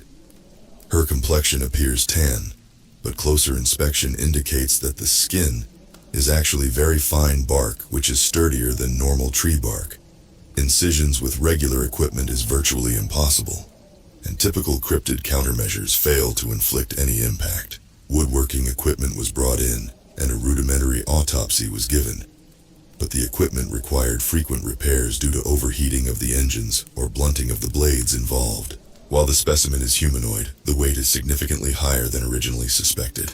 438 pounds of mass compressed into an athletic build. No digestive organs could be discerned, but analysis of the hair fibers indicates some form of moss, which gives weight to a photosynthesis style of nourishment. Musculature almost seems human, except appears to be constructed of wood. It is nearly impossible to gauge physical capabilities, as at the time of death, the wood appears to have hardened. No skeletal system as traditionally seen, though some form of human exoskeleton can be deduced from thin but extremely durable branches throughout the sample's body. With no digestive tract, it is impossible to deduce if these cryptids require other form of nutrition, or if they eat for any other reason. The discovery of this sample was borderline miraculous. A solo hiker happened to overhear a Gaelic phrase being recited where the body was discovered. Intrigued at recognizing the language, but confused as to the intent, the hiker approached and saw the sample resting on what is hypothesized to be a stone cairn. The hiker tried to administer first aid, but found the skin and musculature too rigid to budge. The weight was far more than what the hiker was prepared to contend with, so made a call via satellite phone. Anomalous phrases triggered mortician protocol, and an asset was dispatched from the local area to assist the hiker. During the statement given, the Scottish tourist explained that they heard a Gaelic phrase being repeated in a slow tone. Wood for life. Youth from the young. It struck the hiker as some odd druid phrase, but was unable to conclude to any solid connection. The asset reported that he felt observed while he moved the body himself to a mortician transport after the hiker gave his statement. 411 body. Suspected cryptid involvement. Anomalous behavior confirmed. This one is odd for a fair amount of reasons. While the identity wasn't initially confirmed, the body was able to provide answers that could be verified through other means. The body was seen prone in a clearing during another S&R operation. The person who located the body reported it to his quadrant supervisor. The regular mortician who conducted the autopsy of the body, who was not the intended target, noted a complete lack of human organs, along with no apparent cause of death. Nothing seemed out of the ordinary except for the lack of brains, heart, liver and lungs. No signs of deterioration and no indications of forced removal. The organs were simply not there. It wasn't until the coroner mused aloud to the identity of the corpse that it sat up. Suspecting this may have been an involuntary reaction, the doctor seemed to sense something odd about the situation. It just didn't feel right. The coroner asked one question to the corpse before contact the network. "Do you know how you died?" The corpse nodded in response. Once the coroners took over the case, with an appropriate dummy corpse. The coroner selected for this body questioned the body, after determining that it could only answer closed questions. Over several hours, the following information was obtained. The person went missing in 1791. He was with friends and family. He was not from the woods where his body was found. He was called away by something. He knows he has a name, but he does not know what it is. He was Native American. He knew that his friends and family were looking for him. He was unable to reach out to them. He does not know why that was. He doesn't remember eating after his disappearance. He has not been able to contact any other human being until his body was allowed to be recovered. He knows that something made him into what he currently is, but he is not able to identify it. After the long interview, this body was walked slowly to the 411 wing and placed with the 43 other bodies to stand there until further questioning. I am sorry I was no longer able to provide further additions to my archival work. So this is my way of passing on the baton. Whether you decide to pick it up, Harold, is entirely up to you. That's it for now, friends. I hope you enjoyed this Creepypasta series. See you again soon with more scary stories. Until then, enjoy the world around you. You never know.